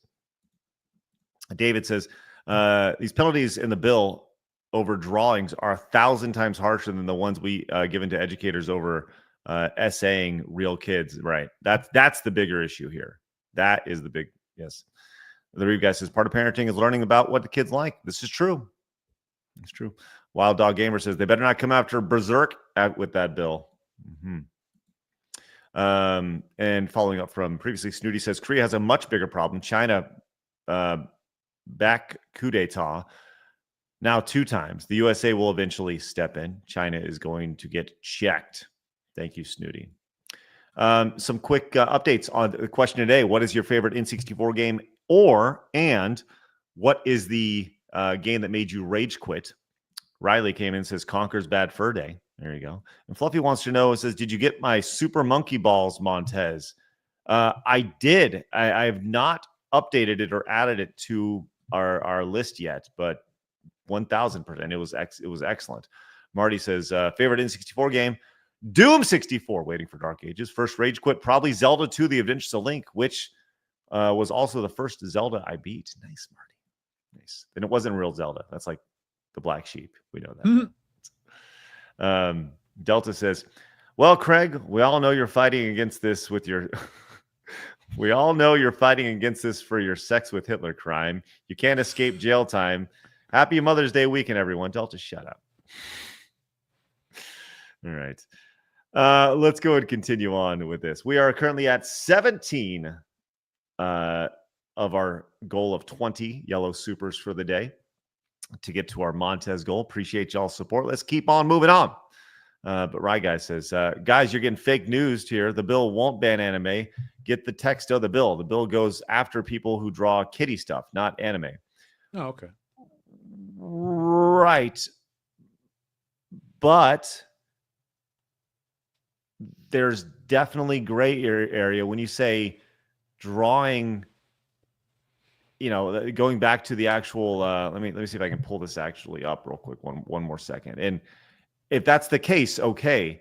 But the way it's worded here, according to this article, says creates a new slate of offenses, possession or promotion of obscene material that appears to depict a child younger than 18 years old, right? Yes, I see what you're saying here, right? If that's what it's saying, but I think the issue that people are having is that it could be interpreted towards anime. It's not going after anime, but it could be interpreted as something that could ultimately punish anime or any art form. That's all. So thanks, Rice Stream. Appreciate that greatly. Prairie came back, says Killer Instinct is the best fighting game of all time. I still remember SGC first played the first time aside from E3 and PAX where it was shown in public. Yeah, baby. Killer Instinct for the Xbox. Great, man. Thanks for did you see it, Prairie? Did you see it online or were you at SGC when that happened? That's good stuff. All right, let's go and continue here with this next little bit. Blabs, do you know what Sigma means? Yeah, well, I always understood it as a Greek number. I didn't know there was some new modern term to it. Yes. I've heard this phrase from my kids. My daughter, who is 13 years old, has said, he's Sigma or she's Sigma. This is a thing that it just means like cool, right? That's the way I always thought. But there's actually a deeper meaning to this. And I've learned this thanks to Dora the Explorer. This story is freaking wild. And Nickelodeon has actually removed a social media post where Dora the Explorer means what Sigma actually means, but they deleted it following backlash. Now, what is the backlash? Well, let's go to 404media.co for this story. As Dora the Explorer teaches about Sigma, an extremely toxic male aspiration. Okay. Let's go and watch the video itself. Way, Jeff. I could understand the words he said. Oh, I didn't say it. I didn't say it out loud. That was just yeah. Wow, they have age gated this. This was not it was not this morning. It was not. They put this behind for paid members. Wow. They look at this. What a bunch of assholes. Wow, that was in the last few hours. Have you guys ever tried 12-foot ladder? That's like a proxy that goes around certain things. I was actually yes. There's actually tons of great websites like that, including removepaywall.com. So we're going to go to that and go fuck yourself. How's that sound? All right, here's the article right here, courtesy of, oh, no, it's still there. Okay, what's it called? 12-foot ladder? Yeah. 12-foot ladder? Okay, hold on. Let's see what we got here. 12foot.io. Okay. I also have a bunch of listings for 12-foot ladders from Home Depot, which is great. Wow, this is still... I have it. You do? I got it. Yeah, I got it on the archives. Okay, great. Pull it on up here, Blabs. Okay, so we're going to actually watch the video itself and let Dora the Explorer explain to you what a Sigma is. Okay. Oh, I don't think the video is going to work because it's an archive. So it's like a screenshot of the article. There's no video. Okay, hold on. Let's find it real quick. Hold on. Let me see if I can find something. Okay. Sorry, they guys. Completely removed on Instagram. Yeah, everything linked has been removed. Okay. So here we go. Here we go. I got it. Here it is right here. Dora the Explorer. Thank you, YouTube, for this. Hola, grown-ups. Today I have a super cool word for you. Sigma. Can you say Sigma? Muy bien. Sigma is a word for someone who's confident, independent, and does things their own way. Think of Sounds really toxic and horrible, doesn't it? Huh? it as Sounds just confident. And a trendsetter. Let's say your friend is doing their own thing, focusing on their goals and not worrying about what others think. You can say, you're such a Sigma. It means they're strong and cool just being themselves. Next time you see someone doing something totally independent and cool, you can say, that's so Sigma. Now it's your turn. On the count of 3, let's all say, I'm a Sigma. Ready? Uno, dos, tres. I'm a Sigma. Fantastico. You're all such confident Sigmas. See you next time. Adios. No, you won't. We're all such boss Sigmas. You know what I'm saying? I don't. You're muted, Craig, but I agree. Okay. So you can see the issue here. No. Is that okay? Sorry. You know what we need to do, Blaz? We need to get you some glasses where you can look through the crazy lenses, right? That's what we need to do. So, Blaz, put on your crazy lenses here. And you can see the issue here of the Sigma is somebody who is in Dora the Explorer's own words, someone who is independent and does things their own way. Sigma is someone who is confident, independent, and does things their own way, and is a trendsetter, right? So people have had an issue with this. Now, this article here from 404media.co, which once again, they have gone in and locked this as a paid member post. What a bitch. I do have the full article for you. Okay, excellent. Let's pull that up real quick so you can see it here. Okay, so this is the very top. Like I said, I had to use the archive, so it is a screenshot from 2 days ago. Dora the Explorer teaches about Sigma, an extremely toxic male aspiration. So again, it is screenshots and no videos. Dora the Explorer, the cute Nickelodeon cartoon character, is teaching kids what it means to be a Sigma, a slang term describing an extremely toxic male archetype which originates in the darkest corners of the so-called manosphere. I feel like we need the gauntlet sound. Boom. Boom. So this is like the whole the transcript right there. Nickelodeon removed the video after this article was published, but here's what it looked like. Again, it's a screenshot. We can't play. Dora, that's not even Spanish. You're losing the plot. Fuck's sakes. Okay, so it had 2.8 million views. Yes. 156,000. Yeah, likes. Almost 7,000 comments, most of which are incredulous or joking about Dora defining a term even mildly online users recognize as inappropriate for children. I heard this from my child. It means it means you're a Chad. It means you're 18. fucking awesome. It means 18. What? Yeah, that's the Greek alphabet number, 18, if I'm not mistaken. No. But that's the origin of Sigma. That is literally, it's a Greek alphabet. Yes, yeah, that's fine. That's not the context here. That's fine. But anyways, continue. Okay, Dora's definition of Sigma isn't wrong, but it's missing some very important context. In the world of toxic masculinity, boom, in soulhood and the manosphere, men fit into one of a few rigid categories. They are beta males, who are viewed as weak, effeminate, and generally losers who can't get women, and alpha males who are strong, masculine, and can dominate women as well as other beta males. And then there are Sigma males who are so masculine that they ascend these categories in the normal social hierarchies and become something more powerful. It is very similar and sometimes overlaps with the community of men going their own way, MGTOW. What the fuck is that? That's a community? MGTOW, a municipality? No, that's not a municipality. It's like a fiefdom.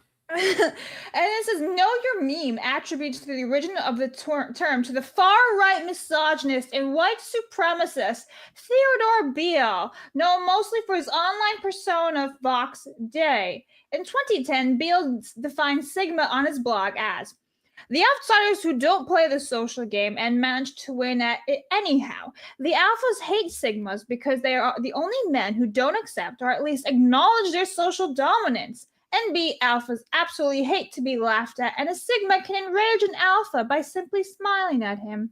That's weird. Everyone else is vaguely confused by them. At the party, it's the guy who stops by to say hello to a few friends, accompanied by a tier 1 girl that no one has ever seen before. Sigmas often like women, but also tend to be contemptuous of them. What is this? Okay, so I have the next level of this here. This is an article written by Emmanuel Mayberg. Okay, let's play the game. Beta, alpha, or sigma. All right, Blabs, you get to decide. Oh no! If Emmanuel Mayberg is a beta. Emmanuel what? Emmanuel Mayberg, the person who wrote this article. I thought you were trying to say Emmanuel Mayberg. I'm like, is that a vehicle? No, this is the guy who wrote the article. And you get to decide if this guy truly is a beta, alpha, or a sigma, Blabs. You decide. Oh. Beta, soy. feminine, all those male feminists. Mm-hmm. His wife has a boyfriend. Listen. Yeah, and his boyfriend also has a boyfriend. Well, this is what you see here on 404 Media is interested in little-known communities and processes that shape technology troublemakers and petty beefs right here. Well, he I wonder clearly what has... his Twitter is like. Oh, well, I'm glad you asked, Blabs, because as I was going through here, you can scroll down and see on Emmanuel Mayberg's Twitter. God, he's got a Furby! Don't make Furbies weird, bro. We have this down here as we scroll down. He is actually connected to many friends over at Polygon. Not a surprise. Including Nicole Carpenter, who was let go and is looking. I'm a really good reporter, I promise. Damn. Anyways, that's so desperate. It goes back to consider the source here, right? These are the people writing about these and how Dora the Explorer is problematic because she said Sigma, which seems like a pretty damn good term to use if I'm being honest with you. Like it seems like something that you'd want. Going back to the video, Blabs, that it is about somebody who is strong, independent, confident, and a trendsetter. Like, and does things their own way. Isn't that exactly what you want? Yeah, that's 100% what you want. And it's funny because this guy even mentions Pepe the Frog in this article, and he calls him racist. Racist Pepe the Frog and a skibbity toilet. What? Is this even English anymore? Consider the source, guys. Yep. Consider the fucking source right here. That's what we got. And by the way, look at how hard and edgy he is with the spray paint on the back wall. Look at that. Super. So strong and manly. Toxic. The wind's gonna knock this guy down. Chat, Sigma, Alpha, or Beta. You be the side. You decide when it comes to Emmanuel Mayberg over here. Hey, but way to go with your intense hardcore journalism. Yikes. Over here. Way to go. We'll pray for you, Emmanuel. We need an alien Beta. invasion to get people to worry about real problems or something. Yeah, that's good. That'd be great. All right. Hey, Tamamo says, this is really off. Think alpha or beta. Sigma is above alpha, and it's one of those things Andrew Tate calls himself. That tells you all you need to know. No wonder no one who is Sigma calls themselves such. That's true. This is very true. Yes, you are called these things, not the other way around. It's like being called cool. I'm not like, hey, I'm cool. Blabs is like, hey, Craig, you're really cool. I wouldn't push it. I was just waiting for that to be said. Hey, yeah, it's beta to call yourself a Sigma. How's that? There you go. Henry, good to see you. Says, Craig, I have a serious question. Uh-oh. In your opinion, what makes a skippable boss a skippable boss? One that I think it means, okay. One would think it means skippable. But what is really skippable? Fuck you, Henry. What is with skippable? Did I miss something today? Yesterday, I had a hard time saying skippable. Oh, okay. So it's being thrown out there. Did it come out of skibbity? No, it did not. I don't even know what that means. Don't want to know what it means. Skippable toilet? No. No.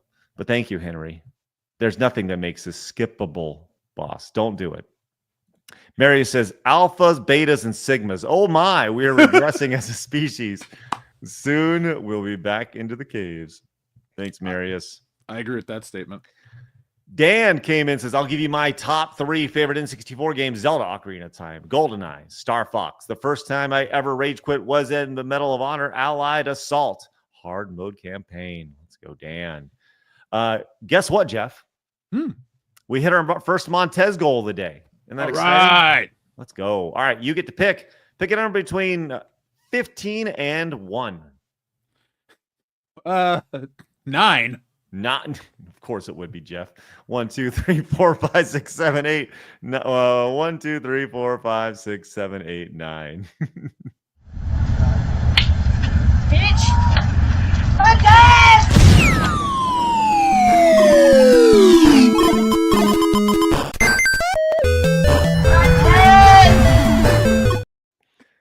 What the hell was. I mean, I know what it was. That was amazing. That's my favorite one. That's I think Tetris Montez is my favorite one. There we go. We got our first Montez of the day. We are rolling, baby. Let's keep it going. Henry says, sorry about that. I couldn't resist. Hey, thank you, Henry. Appreciate that. Hello, Blabs. Welcome back. Hi, my UPS driver says hello. What's up? Hi, UPS driver. Does he know us or does he No, just... Okay. I'm literally lying, but that's Okay. where I was. Okay. Getting mail. Jags and Bacon says the fun police can sigma balls. Montez, let's go. Thanks, Jags and Bacon. And then we have Epsilasama says the kosher soy latte drinking beta reporter actually more accurate than Dora. Sigma started as a way to meme and also called alpha male gurus. The peak Sigma is Patrick Bateman from American Psycho. Okay. All right. Great movie. Thank you, Epsilasama. Well, I'll tell you what, it is definitely a term that is used by the youths today. Just letting you know. These youths, that's right. Kendo on our podcast is a teacher, and he talks about the crap they say. We actually have a segment we've been working on about this because I don't like what happened to the language. It just fell apart. Like people will talk to me, and I'm like, I don't know what you're saying, and I know I can hear. You sound so fucking old man right now. I know, right? I'm just like, I don't get what you're saying to me. I just look at it, I'm like, all right. Oh, like even okay. Watched have you ever seen Shakespeare in Love? Sadly. Yeah, not a great movie. Not a great movie, actually, even though it won Oscars and shit. The way that they talked back in the day, right? It was beautiful. And even now it's like, hey, yo, girl, what's up? And it's like we're just like regressing through the decades with English Soon it's language. just gonna be grunts. Yeah. And like we can't even say like women anymore without being like, actually there's an accent there, women's, No, you know, no. Latinx and all that shit. Nope, It's like, nope. I don't listen to those people. Yeah. You just ignore those idiots. No, I know that, but like I'm saying, like how we keep regressing, right? All these examples is like, no. Like, damn. Well, we will continue to regress for sure. AHD says skippable return of Stuttering Craig. Shut up, HD. Mercenary says Alpha Beta Sigma. I do not care. Too busy working. There you go. Claydex says Am Sigma. And Lex says a real Sigma doesn't care about being a Sigma and is confident in raising a family with a woman who respects him. Let's go. Love that. Thank you, Lex. It's a Sigma statement right there. Hypernaut says Sigma can also mean standard deviation. There you go. The question once again today is, what is your favorite N64 game and or game that made you rage quit? We got a bunch of them from Karasu. Ronan says, my favorite N64 game, Diddy Kong Racing and Gauntlet Legends. Let's go. Two good ones right there. Wild Dog Gamer Boy says, everyone and mom are Sigmas now. Tired of this fad. Sigma balls from Puddin' Cat. Thank you so much, Puddin' Cat. And Rary, thanks so much for becoming a brand new member over on the YouTube channel. That's outstanding. And Dorotis says, Vox Day made the social sexual hierarchy. In the hierarchy, betas are more like wingmen, and the soy boys are called gammas, not related to pickup culture. Now we know. Thanks, Dorotis. Now we know. And Winterfell says, the lambdas defeat all Sigmas. That's right. That's a reference to Revenge of the Nerds. It's a great movie. Fun stuff. All right. We touched on this yesterday, but I do want to hit on this. If you recall, we have a friend on the show called Kirsha, and she is in the middle of some crossfire right now when it comes to, well, really just one Vice reporter here. They are really going after hard when it comes to VTubing and the VTubing community. And they put out another article here. Now, I do think it's important to understand, once again, the source of this article, but we'll get to that in just a little bit. But this article from Vice says, VTubing has an elephant in the room. Blabs, what do you think that elephant in the room is? I'm going to say they're non-existent schlong because it's probably written by a tranny. The elephant in the room is bigotry. Oh. I would have rather the non-existent schlong. That would have been funnier. Oh, no. Now, this article is written by Anna Valens, and we will get back to Anna. Wait, it's not that weirdo? We'll get to Anna in a little bit. Craig, girl's having a good day. I know. VTubing has a problem with right-wing harassment. Anna Valens shares Anna's experience here. Now, this was posted after our show yesterday, so I wanted to get to this. And pretty much the first half of this is just the criticism that this person has received for going after Kirsha. Okay. Which we'll come back to this in a minute. And it's the irony here of Anna Valens leading with the harassment, in quotations, against Anna. That's the top of the article here, instead of it being a footnote to the article. This is something that we see. And by the way, this is harassment here, by the way. So you'll never be a woman. Ah! Harassment. Hey, Jeff, I'm about to harass the fuck out of you, man. You're never going to be a woman. Oh, damn it. I guess Sunday means nothing to me now. So they talk about the gamer subs thing, and it says earlier this week, independent VTuber Ren Penrose announced they would end their partnership with gaming supplement company Gamer Subs. According to Penrose, her decision came due to their association with creators whose views strongly conflict with my own, as well as a lack of communication from the company on this issue. And they talk about, and we talked about this person over here yesterday, and how they have a hate boner for Kirsha, and like 50% of their posts are Kirsha, trying to play. Anyways, they have gone back, and this person who wrote this article more or less went in and has gone in to play the victim now, as we talked about here. Since the publication of this article, harassment against me has become particularly egregious on Twitter. An anime-themed tea company told me to kill myself. A right-wing VTuber fan encouraged me to buy a rope and hang myself right here. And so we have a couple examples here. What happened? I didn't do that. Oh, interesting. Sorry. No. Then we have this here. It says others continued with lurid harassment discussed in the original article. One Twitter user misgendered me. Oh, no, the ultimate harassment. And concluded, I am a degenerate with a humiliation fetish. Another used a meme to tell me you're a man. A third argued the trans community has a big problem in the room, autogonophilia. A fourth suggested I created the harassment against myself. Well, yes. I agree with that statement. Yeah. You definitely did. Right here. Rusty McShackleford over here on X says it's I'm sorry. Do you know Rusty? Oh, it's just a take on King of the Hill, which is my favorite show. It's just paragraph after paragraph of him humiliating himself, even explaining to normies in gratuitous detail what each slur means. This has to be a humiliation fetish thing. You are a hysterical degenerate here. You can see here the clip right here. And by the way, 2 likes on this. 2. What a loser. 2 likes. So, Rusty, yes.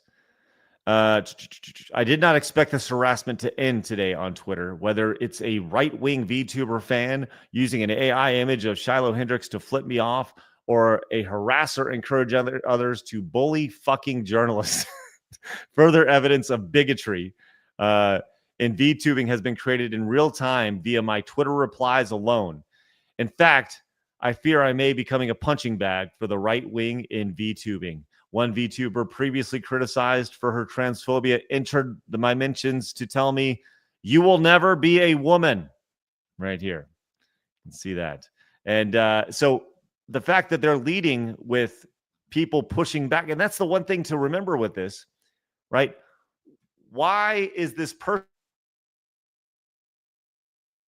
Did you just mute yourself? He cut out for me too. I don't even know what the hell just happened. Why is this person seeing all this shit? They're seeing all the shit because they're making something out of nothing. Against Slow News Day.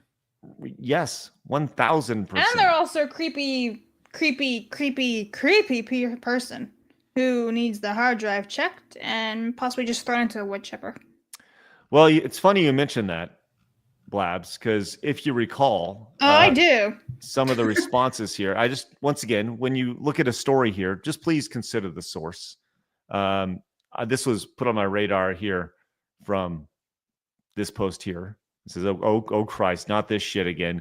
and as you scroll down, you'll actually find some more a clip that from this right here. Oh yes, there. Now it I is. do want to play this. Oh, my ears. I know. Look, Jeff, I don't know if you've heard this or not, but this is like legitimately really like Disturbing. infuriating and disturbing to hear. Right. Graphic. So let's just preface this. This is the person who wrote this article here. So a member who helps steer style guides being implemented by major media outlets that calling for killing stories on trans criminals. So let's just hear what they have to say. In the future, there are a number of institutions that emerge. If you are a trans girl or if you are trans feminine, you can go ahead and sign up for a reservation slot to an all-day access to one of many breeding facilities where you get to breed the shit out of that cis girl pussy. You can absolutely devastate that shit, fucking destroy it, murder it. It's done. Yeah, what the fuck? This is weird. This is the person writing this article. Like consider the source here. Is a breeding facility just like an orgy for weirdos? I don't know. I don't want to find out. I don't either. Yeah, right. That's as deep as I need to know. I just am trying. Remember, I don't understand what the kids say to me in general. I don't understand what half of these words are because they're not real. Let's look. I know this. I understand this is hard to listen to, guys. But once again, for context, you should know what this person is saying and going back to this person's thought process. Like they have to cycle the girls out because that pussy is absolutely out of commission. And now we have breeding saunas, we have breeding bookstores, breeding movie theaters. Those are really nice. You have breeding adult schools. You have breeding esports arenas. Very fun. This is something we're building. This is the future. This is what TERFs don't want. They understand that we're trying to build these breeding facilities. And it's really important for you to fund your local trans girl top who is absolutely destroying that good pussy right now. Like, you need to give her the funds because she is the future. No. But in the future that I want is I just want to live in a world where you can walk down the street and you don't even have to worry about whether you're going to be able to breed that good fucking macaroni in a pot puss. What the fuck is it? Sorry. No, listen. This is retarded beyond belief. Yes. You live in a world where you can do what you kind of want, but you can't do all that shit. I think these people just look for acceptance in a place where you're never going to find it, no matter how much money people give you. Ooh. I'd like to write an article. It says, journalism has an elephant in the room, right? Grape fantasies. Breeding, like this fucker here is the problem. Yeah. And the fact Absolutely. that we spoke about this last time, but like the fact that Vice is employing this person, fuck Vice. The fact, like, do a little digging. Maybe find out that this person not too long ago was over here talking about this and is so disrespectful. As somebody who's masquerading around as a woman talking about fucking other women. Fuck this asshole. Fuck this asshole. Over here says that one of her published features was written for Waypoint in 2006, discussing this and sex work, and has since continued reporting on gaming culture issues, including queer and trans representation in video games. A core focus of Anna's career has been adult content. Anna's book, Tumblr Porn, discusses the rise and fall of the titular social media website. Fuck you. That's weird. So when they come out and they release an article like this, consider the source. Consider the source and know that you can't take anything that this person says or Vice says seriously, because they ruined all their credibility by employing this person at all. It's just gross, dude. Like that clip that wasn't a face I was putting on to be funny. Yeah, it's shocking. Well, hold on a second too. When I think of esports, I think of like, don't kids watch a lot of esports? Like, isn't that something that like younger people are into? Why do you need to mix that with a breeding ground? Like, go to your own apartment and do what you want to do, but like, nobody's giving you money for your fucking weird ass fantasies. This is gross. It's fucking weird, man. Really fucking weird. I'm tired of this nonsense. I really am, man. Jacob says, forget wood chipper, Hudson River for them. Thank you, Jacob. Y Incarnate says this clown had to go out of his way to ego search himself in image board archives to point out someone did not mince words on his conduct. He can put himself on reservation. Thank you so much, Y Incarnate.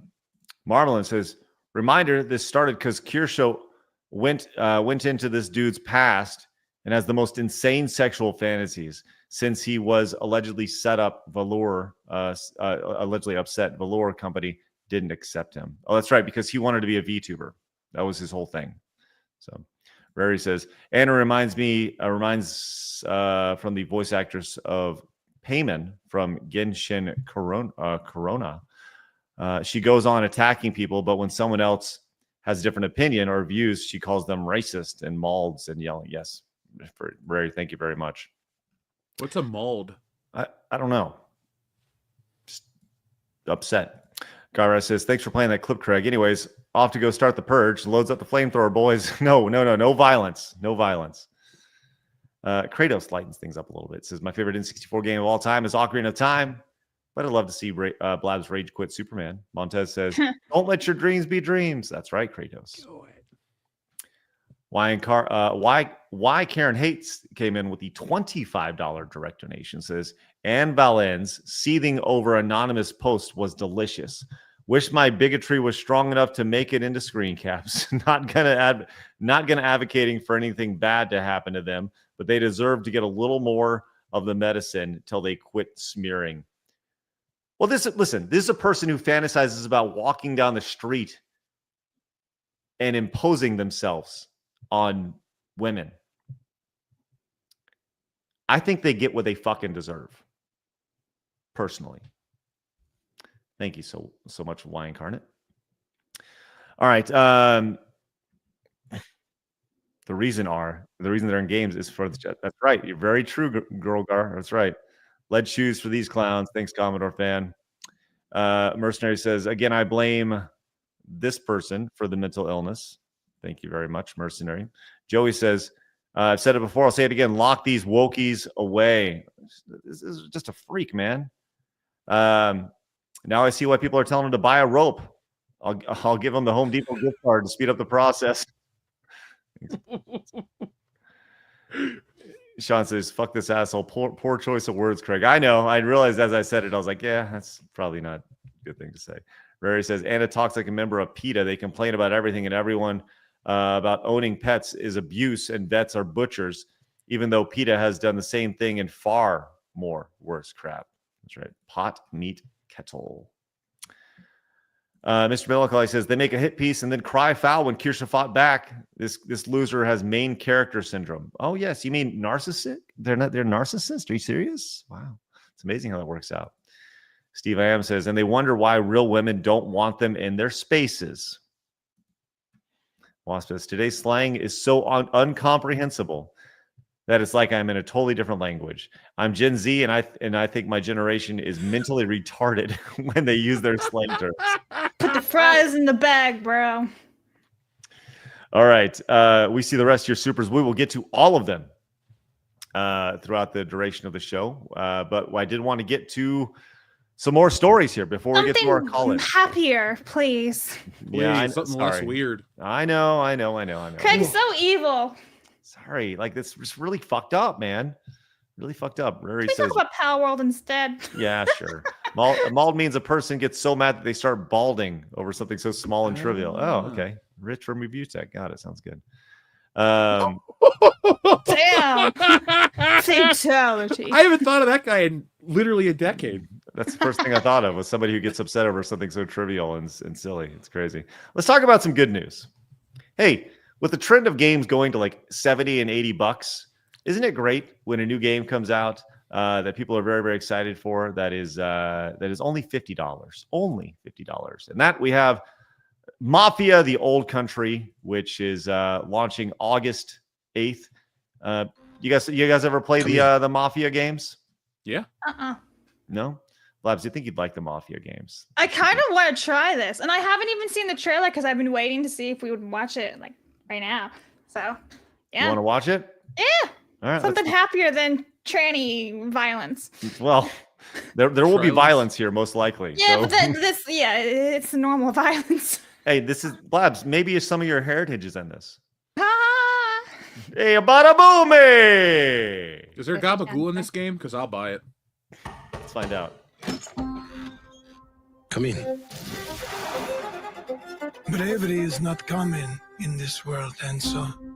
Blabs, I can't understand him. What's he saying in Italian? I don't. That was English. Oh, okay. Sorry. Holy shit! Sorry, my fault. I couldn't understand it. But Loyalty, honor, obedience. They set the man apart from the rest. You took care of Messina, but this matter is not yet resolved. Will you help me bring it to a close? I'm gonna tell you this right now, Blabs. You're playing this on Plus. Yeah, all right. You're Buy gonna it for find. me, I'll do it. Yeah, I'll buy it for you for sure. I can see you becoming having a parasocial relationship with many of these characters. Mi chiama Blabs. Prepare that to too. die. Of course, under easy.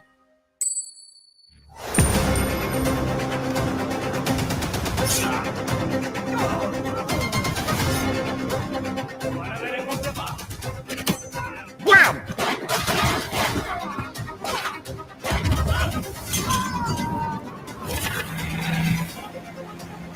Ooh, I like the car. Well, you see, Blabs, it's set in the old country. I know, I like it. I dig it already.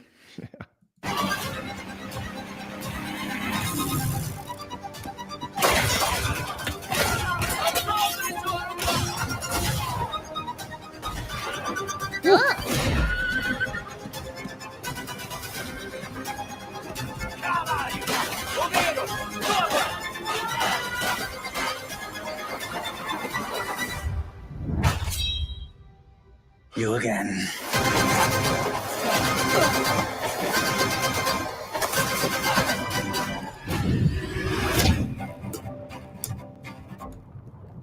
Yeah.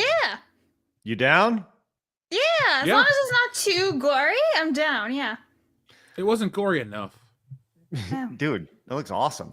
It looks great. I want to play it probably on Game Pass, but I definitely want to play it. $50, Blabs. We'll get that for you. Do a plus. It'll be Blabs returning to her heritage, the old country, and we'll have a nice intro for you. We'll play it every time. And Let me get some Italian music and everything. What are you talking about? Why would you? I'll probably put like I'll put wine in here and I'll put it in a sippy cup so I don't spill it like I'm a klutz. That's right. Yes. In the background, the entire time, we just have some wonderful tunes playing in the background. It'll be great.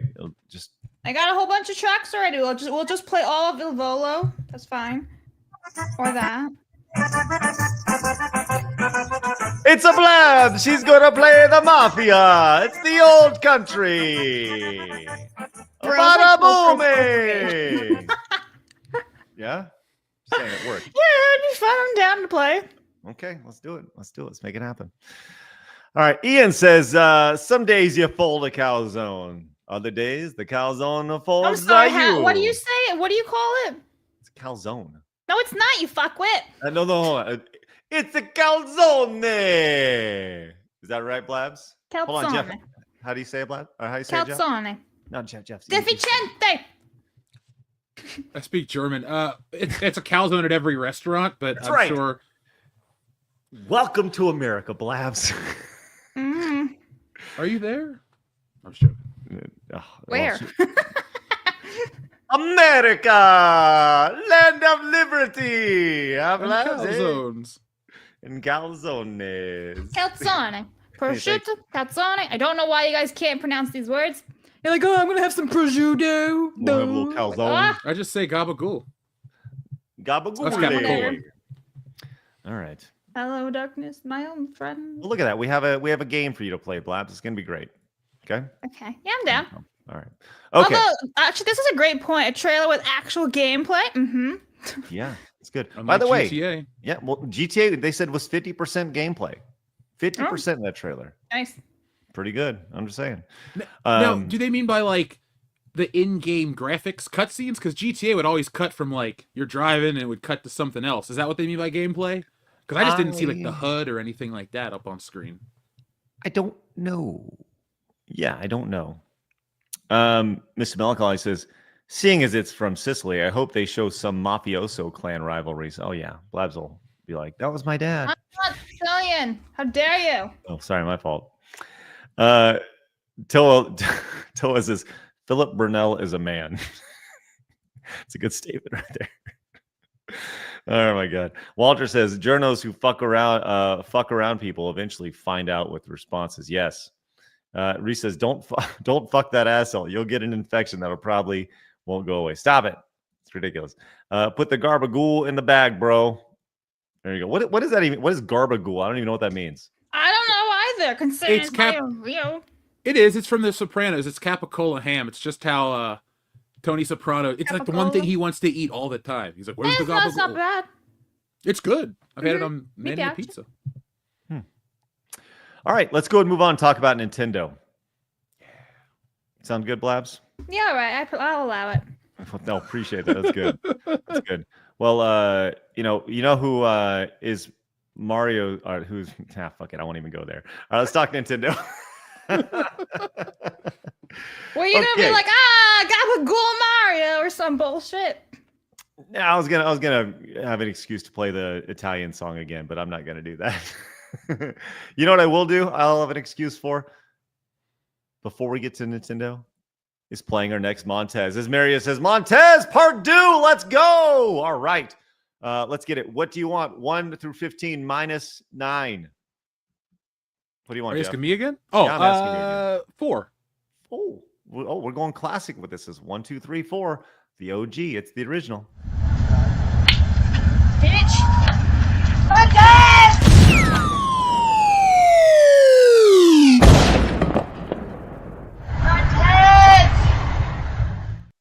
OG right there. The OG, the first one ever. Montez, great stuff. Came out of nowhere, and that's where we're at. All right. Let's talk Nintendo. Now, Nintendo they're in a weird place right now with a lot of people. Now, look, everything we're talking about will not affect their bottom line. They're going to sell out the Switch 2. Millions of people are going to buy the games. They're going to be making money hand over fist with all this stuff. But from a perception standpoint, there are some things that are taking even the most hardcore Nintendo fans right now and making them kind of prick their eyebrow up a little bit and go like, yo, what's going on here? Right? Starting with this Pow World Pokemon lawsuit that's been going on. And we saw a little bit of news on this. This is coming from IGN. The Pow World developer Pocket Pair says it's being forced to patch the game due to Nintendo and their Pokemon company and the Pokemon company's lawsuit here. Now, after Pow World's launch, comparisons were being made between Pow World's PAL and Pokemon. We've seen that. And some were saying that Pokemon was, that Pocket Pair was ripping off the Pokemon designs. Now, Pow World sold a ton of copies of the game, and it's done very, very well. But a little bit later, Pocket Pair provided an update admitting recent changes made to the game were indeed a result of the legal threats from Nintendo, because they went in and got pissed. Pocket Pair confirmed that this patch released in November 2024 was the result of ongoing litigation, as players suspected. This patch removed the ability to summon pals by throwing pal spheres and instead changed it to a static summon next to the player. Several other game mechanics were also changed this patch. Pocket Pair said that it hadn't made these changes to Pal World. If it hadn't done, the alternative would have led to an even greater deterioration of the gameplay experience for the players. But it doesn't stop there. Pocket Pair, didn't proofread, said that today's patch makes further changes to Pal World so that gliding will be performed using a glider rather than with its pals. Pals in the player's team will still provide passive buffs to gliding, but players will now need to have a glider in the inventory to offer to glide. So Pocket Pair called these changes compromises the studio is being forced to make out of fear of an injunction being granted that could block the development and sale of Pal World. We understand that this will be disappointing for many, just as it is, but we hope our fans understand that these changes are necessary in order to prevent further disruptions to the development of Pal World. So, despite its changes, Pocket Pair said it will continue to dispute the claims made in the lawsuit, focusing on asserting the invalidity of the patents here, which is Nintendo says patenting these sort of things. So that's kind of where we're at. Games are literally being changed now due to litigation. Jeff, would love to hear your thoughts on this. You know, I have not played Pal World, and I haven't played Pokemon in a long time, but Nintendo has that long history of always being so litigious, so I'm not surprised. But if people like what Pal World offers, I hope it works out in their favor, because as much as I used to love Nintendo, I don't really care about them as much as I used to. I think your statement is echoed by actually a lot of folks who go in and they see what Nintendo's doing, and it kind of tarnishes the reputation a little bit. I'm one of them where I love Nintendo. Nintendo was a big part of my childhood, and I'm not blind or ignorant to the fact that these are multi-billion-dollar companies, and I'm also not blind or ignorant to the fact that Nintendo has gone out of its way for years to be extremely litigious, whether it's been for emulation or protecting any of their IPs. But I've said this before on the show, the same reasons you love Nintendo, right? Their characters, their games are the same reason why you hate Nintendo, because they are so fiercely protective of those things. By them being so fiercely protective of those things, it allows them to produce the games that you love, in theory. Now, this is a little bit different because they have these copyrights and they're very protective over things that are happening in the game. Vera says, Japan's always strict with copyright, but my opinion will always be that game mechanics shouldn't be patented. Blooper has one on dual reality gameplay. Nintendo has the Sanity system. Even look at what happened with Monolith with the Nemesis system. All great systems, they're now shelved here. So, and this is in response right here to this. Now, Cabrutus over here, founder of DEI Detectives, says Nintendo makes Sony and Microsoft both look like angels. As right here says, Nintendo reserves the right to brick your console following unauthorized use in bid to prevent piracy. Now you may be asking yourself, what the hell are you talking about? Well, we have this other story here from NintendoEverything.com. You can see it right here. Nintendo says it could brick Switch systems if users bypass, modify, decrypt, tamper, or tamper with their games in an updated agreement here. So if they jailbreak their Switch, they get into big bad trouble. Yes. It says following an update to the Nintendo account user agreement, the company has warned that it may brick Switch systems by those who do all those things. The particular agreement needs to be agreed upon before you can access Switch's various systems, including the eShop, Switch Online games, and games previously purchased digitally. Basically, unless you're strictly physical and everything, this agreement is something you need to sign off on. Here's how the agreement looked previously, which was in effect since April of 2021. You are not allowed to lease, rent, sublicense, publish, copy, modify, adapt, translate, reverse, blah, blah, blah, blah, blah, any portion of the Nintendo account services without Nintendo's written consent or unless otherwise expressly permitted by applicable law. The updated version is as follows. Goo! They have extended it out and popped it here. It says something else that caught the eye of the fans this week is that Nintendo said it may monitor or record chat sessions as well. Welcome to Call of Duty. Yes. So this is interesting. And Blabs, I know you're not a Grums guy, but he did have this yesterday and it kind of popped off, and there was pushback from him as well here on this. But I wanted to bring this up. It says the Nintendo we love is dying. Sues Palworld with patent over recently filed as a gotcha instead of making better Pokemon games. Makes $80 games the norm, making Xbox and others raise their game prices. The CEO doubles down on DEI. It's over. What you loved is no different than any other AAA game company right now. Right now, there was some pushback from this. Nina Infinity in particular said, "Give me a break, Grums. Nintendo has always been like this to some degree. They're always vicious and litigious, protecting their IP. The moment Palworld became a thing, I knew Nintendo was going to sue the shit out of them. Also, $80 are not a big deal if you count inflation and natural price changes of things. You're completely rage baiting and it's tired. Honestly, you're no different from rage farmers at this point." He said the Wii U and Switch were priced reasonably. Anyways, they had like a good back and forth here, right?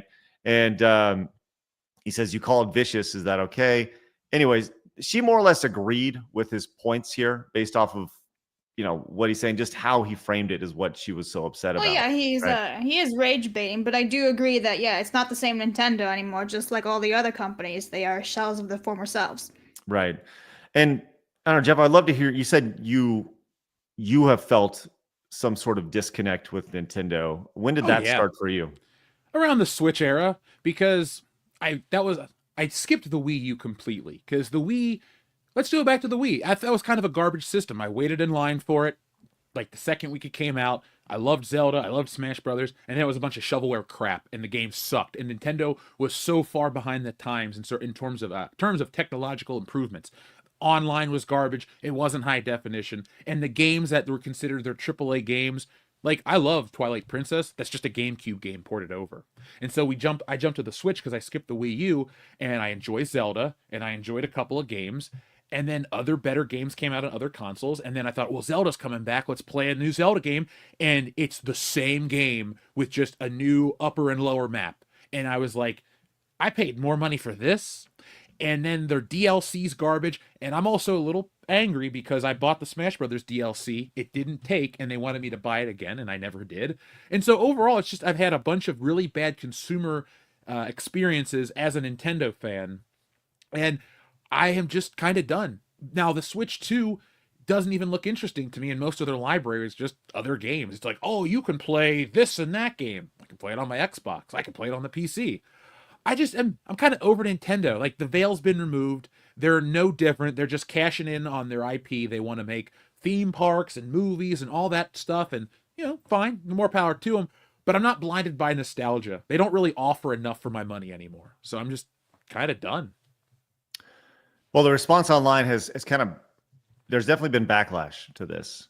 As Palworld has been very public about or at least as public as I guess they can be in any sort of litigious situation. But you can see their quote tweets to Palworld's tweets as a reminder that Nintendo is an anti-consumer piece of shit company that has, 1,000 likes to it. I agree. Anyone still defending Nintendo can kindly fuck off a cliff. This is clearly a mafioso tactics. Please tell me what Pokemon allows you to glide in game. And that's the thing I was thinking about. I don't remember any Pokemon allowing you to do any sort of gliding. It says if it wasn't obvious, but this type of bullshit is what will kill the industry if we allow these corpos to keep it up. Yeah, I think it's just ridiculous. Patenting game mechanics is just wild, absolutely wild. Like, what? We're gonna start patenting the jump button soon? Like, fuck? You joke, but Exactly. That's what I'm saying. Like you just can't, or else it's just when do you stop? Again, the slippery slope bullshit. And what's with this? Like the goodwill that they've built up with generations is fine, but this is delusional at some point. And I think a lot of Nintendo fans, like Disney fans, they're these companies that put garbage out and people lap it up because it made them happy when they were younger.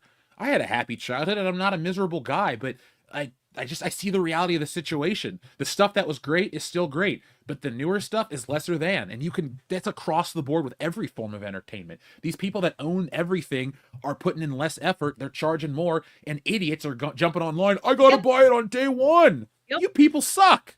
Yeah, I said you people. Slop. Just accepting the slop. Just consume. This is like the problem. And it's ironic because I was literally just talking about this with my mom yesterday. She was like, when we were talking about David Attenborough actually turning 99, she's like, all these old people are still around and in charge. Your generation does absolutely nothing.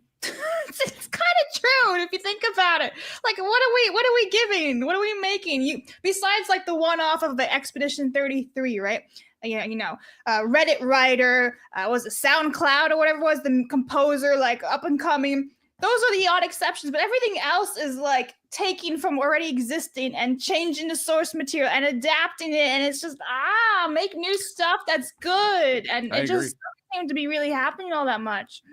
So here's the problem is that Nintendo does make good stuff. Is they make really good stuff. Yeah, they have. Yeah. And they will continue to be, right? They will continue to make good games. That's the reality. Nintendo is still Nintendo. There's a reason why people buy the Switch 2 and bought the Switch. We've seen the sales numbers. Was it 29 out of the top 30 Switch games are Nintendo IP, right? People buy, it's a Nintendo console, not a video game console. This will not affect Nintendo's bottom line at all. No, unfortunately. Right? People will still go out and buy it. Yep. But if you continue to make actions like this, specifically in this age of social media, you will see, I think you will see a long-term trickle effect of just people being able to distance. The further and further people get away from their childhood, the people who have buying power, that's where it could start affecting it. Potentially, maybe, possibly. I think you were right the first time when you said this AIDS of social media. I think that's true also. I said age. Instead of age. Yeah, no, you said aid the first time, and you're like, this age. And I'm like, the first time was right. Like I said, I 100%, I've admitted this. I am part of the problem. Do I have it? Did I pre-order a Switch 2? No. Will I get a Switch 2? Probably. Yeah, probably. I think it looks great. I think the games coming out look great. It's just not for me. Was a Super Joe saying we're on the hate bandwagon? No, I'm hating on the prices and the greedy corporations. I think the Switch 2 looks cool. If it was really cheap and I was playing my Switch more than I am, I would definitely get it. But I just don't, so it doesn't seem reasonable for me to get it. I don't even think the console's overly priced. I think the games for what you get, like, oh, it's Mario Kart. It looks like the last Mario Kart. I don't care how many new assets you tell me are built. All the last couple of generations of Nintendo games are just slightly, it's like you turn the resolution up a drop. Oh, but it's open world and this and that. I don't care. That's not enough. And at the end of the day, you drive in a loop 3 times and you win. That's it. That's Mario Kart. And it's been like that for 30 years. It's not worth $80. It's a family-friendly game. Gaming should just be fun. I don't know why it's starting to become like this privilege where you have to spend $80. Right. And Joe's like, to be clear, I'm not hopping on the Nintendo hate bandwagon at all. I am pointing out an observation that we're seeing across social media right here. I wish Nintendo, this is 5,000 views on it over here. We have this right here. This person, I fucking hate Pokemon. Nintendo, bro. Absolute bitch made behavior. You can't even fucking glide in a Pokemon game ever, much less fly like you can in Power World.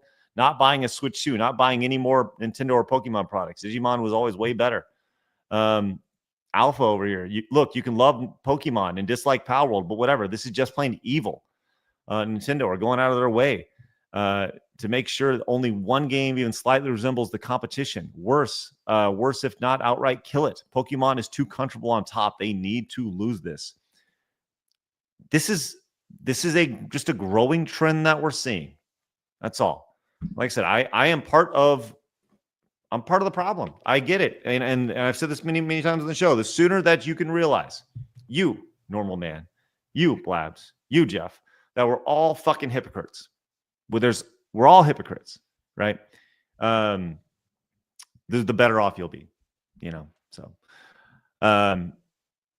it's interesting, man. It's interesting, and I'd love to hear your thoughts on this. Because I do feel like there has been a sentiment across the board online that, look, there's the shills who are going to love Nintendo no matter what. They're going to put on the blinders. But from those who have loved, there's been a crack in the armor of Nintendo over the last little bit. When I opened up, it was really the Wii being such a disappointment. And it's kind of like with Rockstar. They're milking Grand Theft Auto forever. Grand Theft Auto was the game I'd wait in line for and play forever. And then it's been 13 years because you just want to sell online DLC, which, here's my stand. I never bought it once on principle. I'll just play the single player in that. With Nintendo, I have seen this sentiment, and it's going to eventually affect them. The whole region lock thing, how they're making it cheaper in Japan to get the Switch 2 versus over here because of all these other reasons. It's nothing new, man. They used to do this back in the day with they limited companies. That's why they had to do Ultra Games, and Konami had to release their games through that. There was the chip shortage, the shit they pulled with Sony. Like, I am not pro any big company, but I do like looking back through history how the PlayStation took Nintendo's disrespect at was it CES 94 or some crap like that, and they came out with the PlayStation and they beat them every subsequent generation except with the Wii, because the PS3 didn't do that well. And Sony's doing their own crap. I got my own issues with them. It's the only reason I don't own a PS5. But I think people are just kind of waking up to how all these companies work. Maybe it's because things were rough. Maybe because we lived through a pandemic or some crap like that, and people's eyes are open. People just fed up with crap. I think a lot of these companies got away with making a ton of money when people were at home. They want to do things to keep making that money. They want their margins to be a certain level. And Joe Gamer is just like, hey, screw it, I'm done. And hey, you have every right to. Personally, the Switch 2 is not happening for me unless like Ocarina of Time got a 4K remake with I don't know, it was amazing. That's the only way I'd buy that system. Out of the blue. Like, if it's cheap, if the games eventually go below $80 and they're back to 60, I don't know, maybe. And people can always just go back to all the games that they previously owned, all the retro games, the early 2000s. It's limitless. It's all there. Yeah. All right. Why don't you get this massive super that just came in? Let's stinking go. Is that from Joey? Let's go. Look at this. Joey came in with a 50. Says, it doesn't surprise me that Nintendo is suing Palworld because it is far too similar to Pokemon in a lot of ways. So a lawsuit was expected. I agree that mechanics should be patented. What? Oh, Jesus Christ. Dude, it wouldn't work, and then it finally worked. Okay. Oh, it's working. I agree that, yes, it's working all right. I agree that mechanics shouldn't be patented, but it is most likely to happen, and we should stop it. Joey, thank you so much for your wonderful support. By the way, I want to let you know we have copyrighted using boobs as a monetary incentive on the show. So if anybody does that, period. Suck it, Nintendo. And all OnlyFans girls. I was gonna say, you have to sue a lot of women on OnlyFans to. Yes. Maybe you'll win one or two of those cases. Fight us, Amaranth. We're gonna make that happen. Yeah, go fuck off, you insensitive little twits. Right? Where's that? You just had a Blabs. Fuck off, you oversensitive little shits. There we go. Hey, Thanks, Bill. why don't you get these yellows real quick, because I want to let people know a few things real fast. Okay. Dirce King says Nintendo was run by one family from 1889 to after the failure of the Wii U. Iwata was the first non-Yamauchi president, and you can say it changed after the ruling family is no longer in charge. Thank you very much. Prairie says, I had a friend where we were discussing about the price of the Switch 2 and the games for it. I said I'm not happy of the prices because inflate the industry to abuse points, and they kept defending Big N, meaning Nintendo. Yeah. I can agree with them. Everyone's going to defend. Skills. Oh, go ahead. Skills says, can't wait to hear Craig try to pronounce I got it. I got it.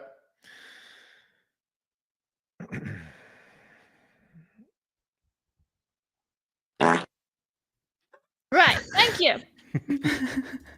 Marmalin for 10 says Craftopia existed before Power World, same company, and very similar style gameplay, just capture everything. Nintendo targeted this one because the sales of Power World outdid their 2 new Pokemon games. Oh, I believe that for sure. They did so well that Nintendo was like, eep, gotta run.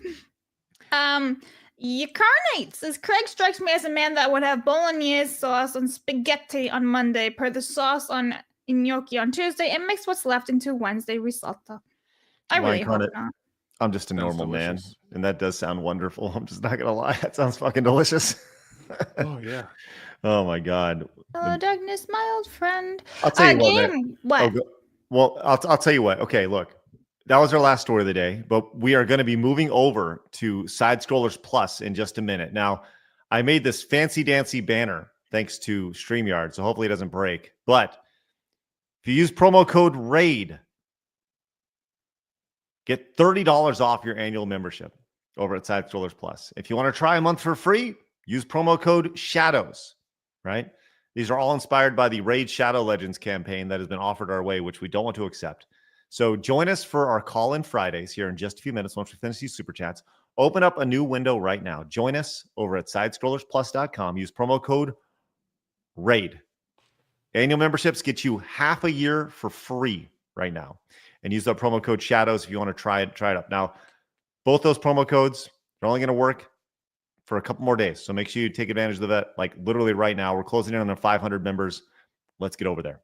Love it. Thank you guys very much. All right, let's get to some supers, Blabs. Game Hunter says these activists aren't real gamers. I want to make a game that if you skip one cutscene, you get locked into the bad ending and hard boss fights. That'd be hilarious.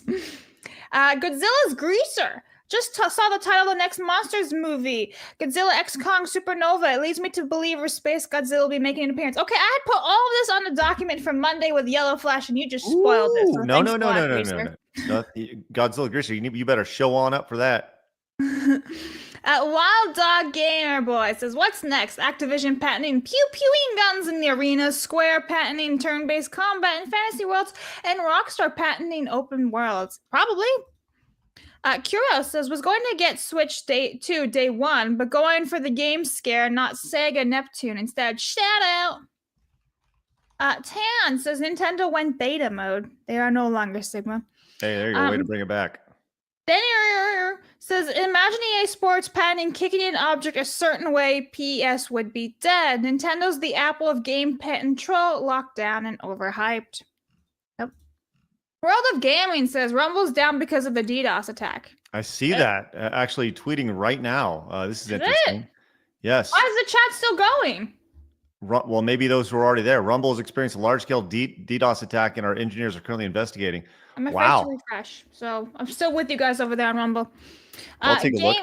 Game Hunter says, The Legend of Zelda Ocarina of Time was my all-time favorite N64 game. It took me 16 years to beat Bowser in Super Mario 3. Beating it was my closure. Yeah, everyone on the Rumble chat says working fine for me, so it's like, I guess if you're already there, you're there. Rary says, it kind of reminds when 2014 Nintendo was pushing YouTubers into Nintendo's partner program where they wanted to take 30% of your pay because give me money. Ian came with the 25 British pounds saying Godzilla Supernova better be a musical. Let's go. I get it. Godzilla! Superstar. Godzilla! Anyway, Edwin for 5 says Bandai Namco patent loading screen minigames in 95. No one could copy without a deal. Vera's right. Game mechanics shouldn't be patentable. Agreed. Wait. What? Is that true? Bandai Namco patented loading screens in 1990. Oh, I gotta find this out. Hold on. Joey says, imagine if Nintendo were to patent the term size girls, we'd be done for.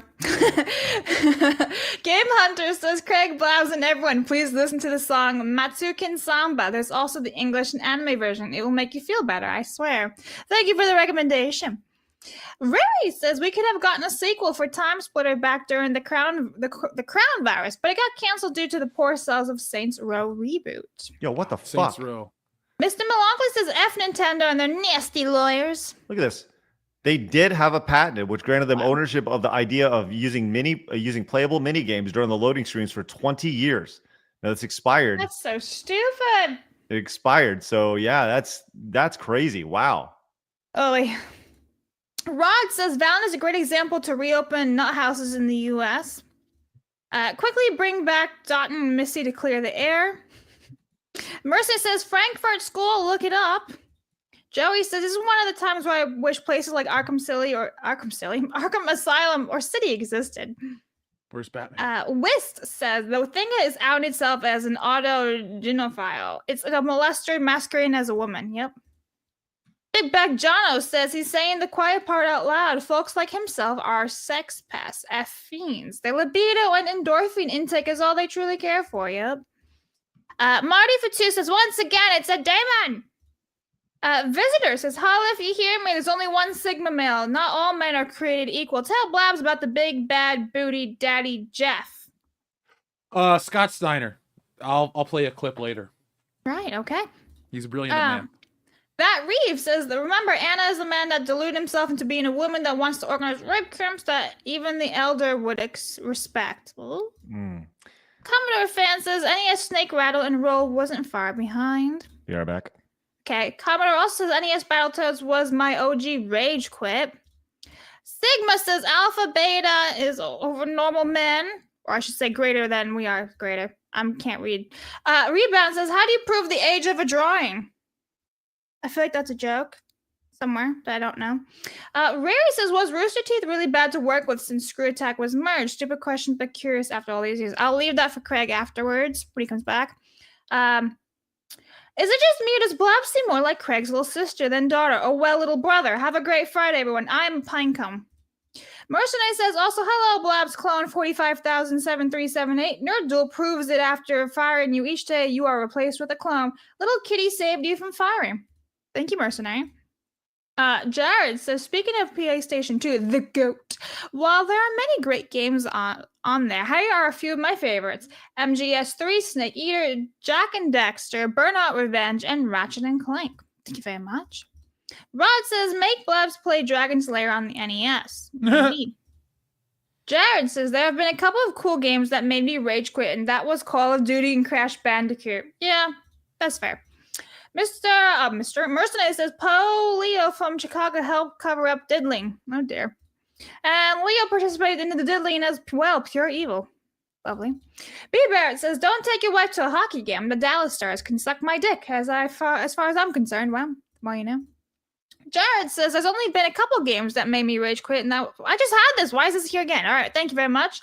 What about Lumi? Wasn't she on? Ask her about, and her mama Oko about VTubers. They cover all the drama and are well informed. All right, thank you very much. Goomba says, Valens is the internet drama equivalent of Jake Gyllenhaal's character in Nightcrawler. He reports on crap that he started and is trying to play victim. Good movie, though. Yankee says, favorite N64 game, Ocarina of Time, Rage Quit, ESPN NFL 2K5, the GOAT. Thank you. Peter says, favorite N64 game is Turok. First game to make me rage quit was Dark Souls. Kirok also says, best N64 game is Diddy Kong Racing. I rage quit Ghosts and Goblins. The game's hard. Kuro, unironically stand the Castlevania 64s. Both. Jared says, I got to play on the N64 for the first time ever on a couple months, including Mario Kart 64, GoldenEye, and Zelda on my list of games to play. Also, I have a fear of sharks as well. I mean, I feel like everyone's kind of afraid of sharks. Reese says, favorite N64 game, I'm torn between Perfect Dark, WWF, No Mercy, and New Tetris. Biggest rage quit was a DOS game called Circus Edge. It was one of my earliest Twitch streams. What is anything? Thank you very much. Thanks, Reese also says, some people can't roll the R's, others can't whistle. I love the latter. Well, I can't do either. Video Gamer for 2 says, best N64 game, Zelda, Ocarina of Time, Super Mario 64, and toss-up between Star Fox 64 and Harvest Moon 64. Feminism has no place in modern day. 100 years ago, it was for fighting for equal rights for women, actually good. Now it's just hatred of men, literally bad. As a normal man, I'm generally against all censorship. Okay, thank you very much. And Rary says, this was for you, Craig. Was Rooster Teeth really bad to work with since Screw Attack was merged? Stupid question, but curious after all these years. Yeah, good question. So a little bit background for everybody. I had this company called Screw Attack. It was kind of like an early trendsetter in the world of online video, right? We had a lot of partners. Eventually, after, I don't know, a long time, 2013, I sold the company to a company called Full Screen. Full Screen then bought a company called Rooster Teeth, and then they merged the two companies together, or at least made Screw Attack a brand of Rooster Teeth, which was the bigger company at the time. Were they that bad to work with? The biggest thing was they had no idea who Screw Attack was when they merged us together, right? Full Screen knew who we were. They knew who Rooster Teeth was. Rooster Teeth, like, we were not on Rooster Teeth's radar. And honestly, they didn't care to be on our radar. And we were not on theirs. And so when you combine communities and all of a sudden you're getting orders from people who have no idea who your brand is, who you are, who your brand is, you know, and who your community is, that's a losing proposition. So I'll put it this way. When you're the boss, and Blabs, you know this, we work quick, right? We're quick and we're nimble. If we have a decision, let's do it. Let's get going, right? Blab says, hey, we think we should do this. Okay, cool, right? Like yesterday, we have an event coming up. We're going to talk about that next week. We said we should invite this person. And you know what? They were invited in really quick.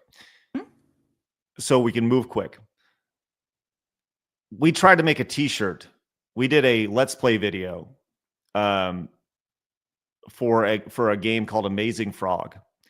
We released the video, wanted to have a t-shirt released with the video.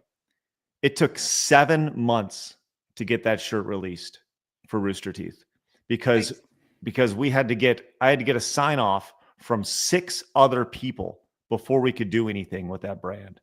So and once again, these 6 people had no idea who Screw Attack was, who I was, who our brand was, who our audience was.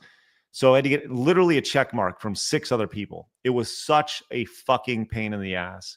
So to answer your question, that was my biggest hurdle working with them, working with people who had no idea who we were or our brand was. It was fucking horrendous. So thanks for the question. Prairie says, I mean, for more VTuber stuff, Legal Mindset also talks about it too, along with the Nuance streamers. Thank you, Prairie. Appreciate your support today, man. I really appreciate it. It's outstanding. So there we go. All right. We are going to head over to Side Scrollers Plus. Once again, I encourage you, using this wonderful graphic on the bottom of the screen that doesn't metric branding at all, use promo code RAID to get $30 off your annual membership. It's $60 for the year, which means it's more or less the cost of a YouTube membership just all at one time. We would greatly appreciate it. Goes a long way in supporting the show, and you're going to get a lot of really good stuff, like I said, coming up. If you want to try it out, use the promo code SHADOWS. Get a free month with the promo code SHADOWS for a month-to-month membership. We'd love for you guys to come on over there and join us. Jeff, please tell everybody where they can find you if they are going to be departing now before we head over to Plus. So, folks, you can find me over on the World Class BS YouTube channel. You can find me over on Facebook as well. Just type in World Class Bullshitters all over. And if you're hungry for some comics, you can go to Wokebusters Comic. This book is available finally for everybody because I took care of shipping it out to all the backers. So, yeah, if you want more, we had a great show last night. We did the Battle of the 90s Blockbusters bracket style, where we broke down the top 32 films of the 90s. And I won't spoil what one for you, but there was a lot of contention between the bullshitters. We drank, we fought. At the end of the day, we're still brothers, but it was a good show. So check that out and be on the lookout for more content. Of course, it's always world class. How fucking dare you to disagree with things and then come together as bros? That's ridiculous. How dare you? Well, beer will have that effect on anybody. It's good. All right, you guys watching over on Kick. Appreciate you guys popping in. Have a great rest of your day. We'll see you guys over on Side Scrollers Plus. See you later. Bye-bye. You guys tuning in over on Rumble. Sorry, the show's got to end over there. Hopefully you guys can watch other stuff and the DDoS attack doesn't take you guys out. Hopefully you guys can join us over on Side Scrollers Plus as well. You guys have a great rest of your day. See you later. Bye-bye. You guys watching over on YouTube. Guys, thanks so much for your support. Genuinely appreciate all you guys. Make sure you hit the thumbs up button on your way out and join us over at Side Scrollers Plus. You guys get outside, touch some grass, go say hello to your mama this week and give her a big old hug. Make sure you give her a call and give her a nice homemade card. That's the best way to go. But until next Monday when we see you guys, have a great weekend. And remember, people are going to try to keep you down. Don't let them. You guys got a goal. Go get it. Have a great weekend. See you later. Bye-bye. Fatality. Quick fart. All right, they're gone. All right.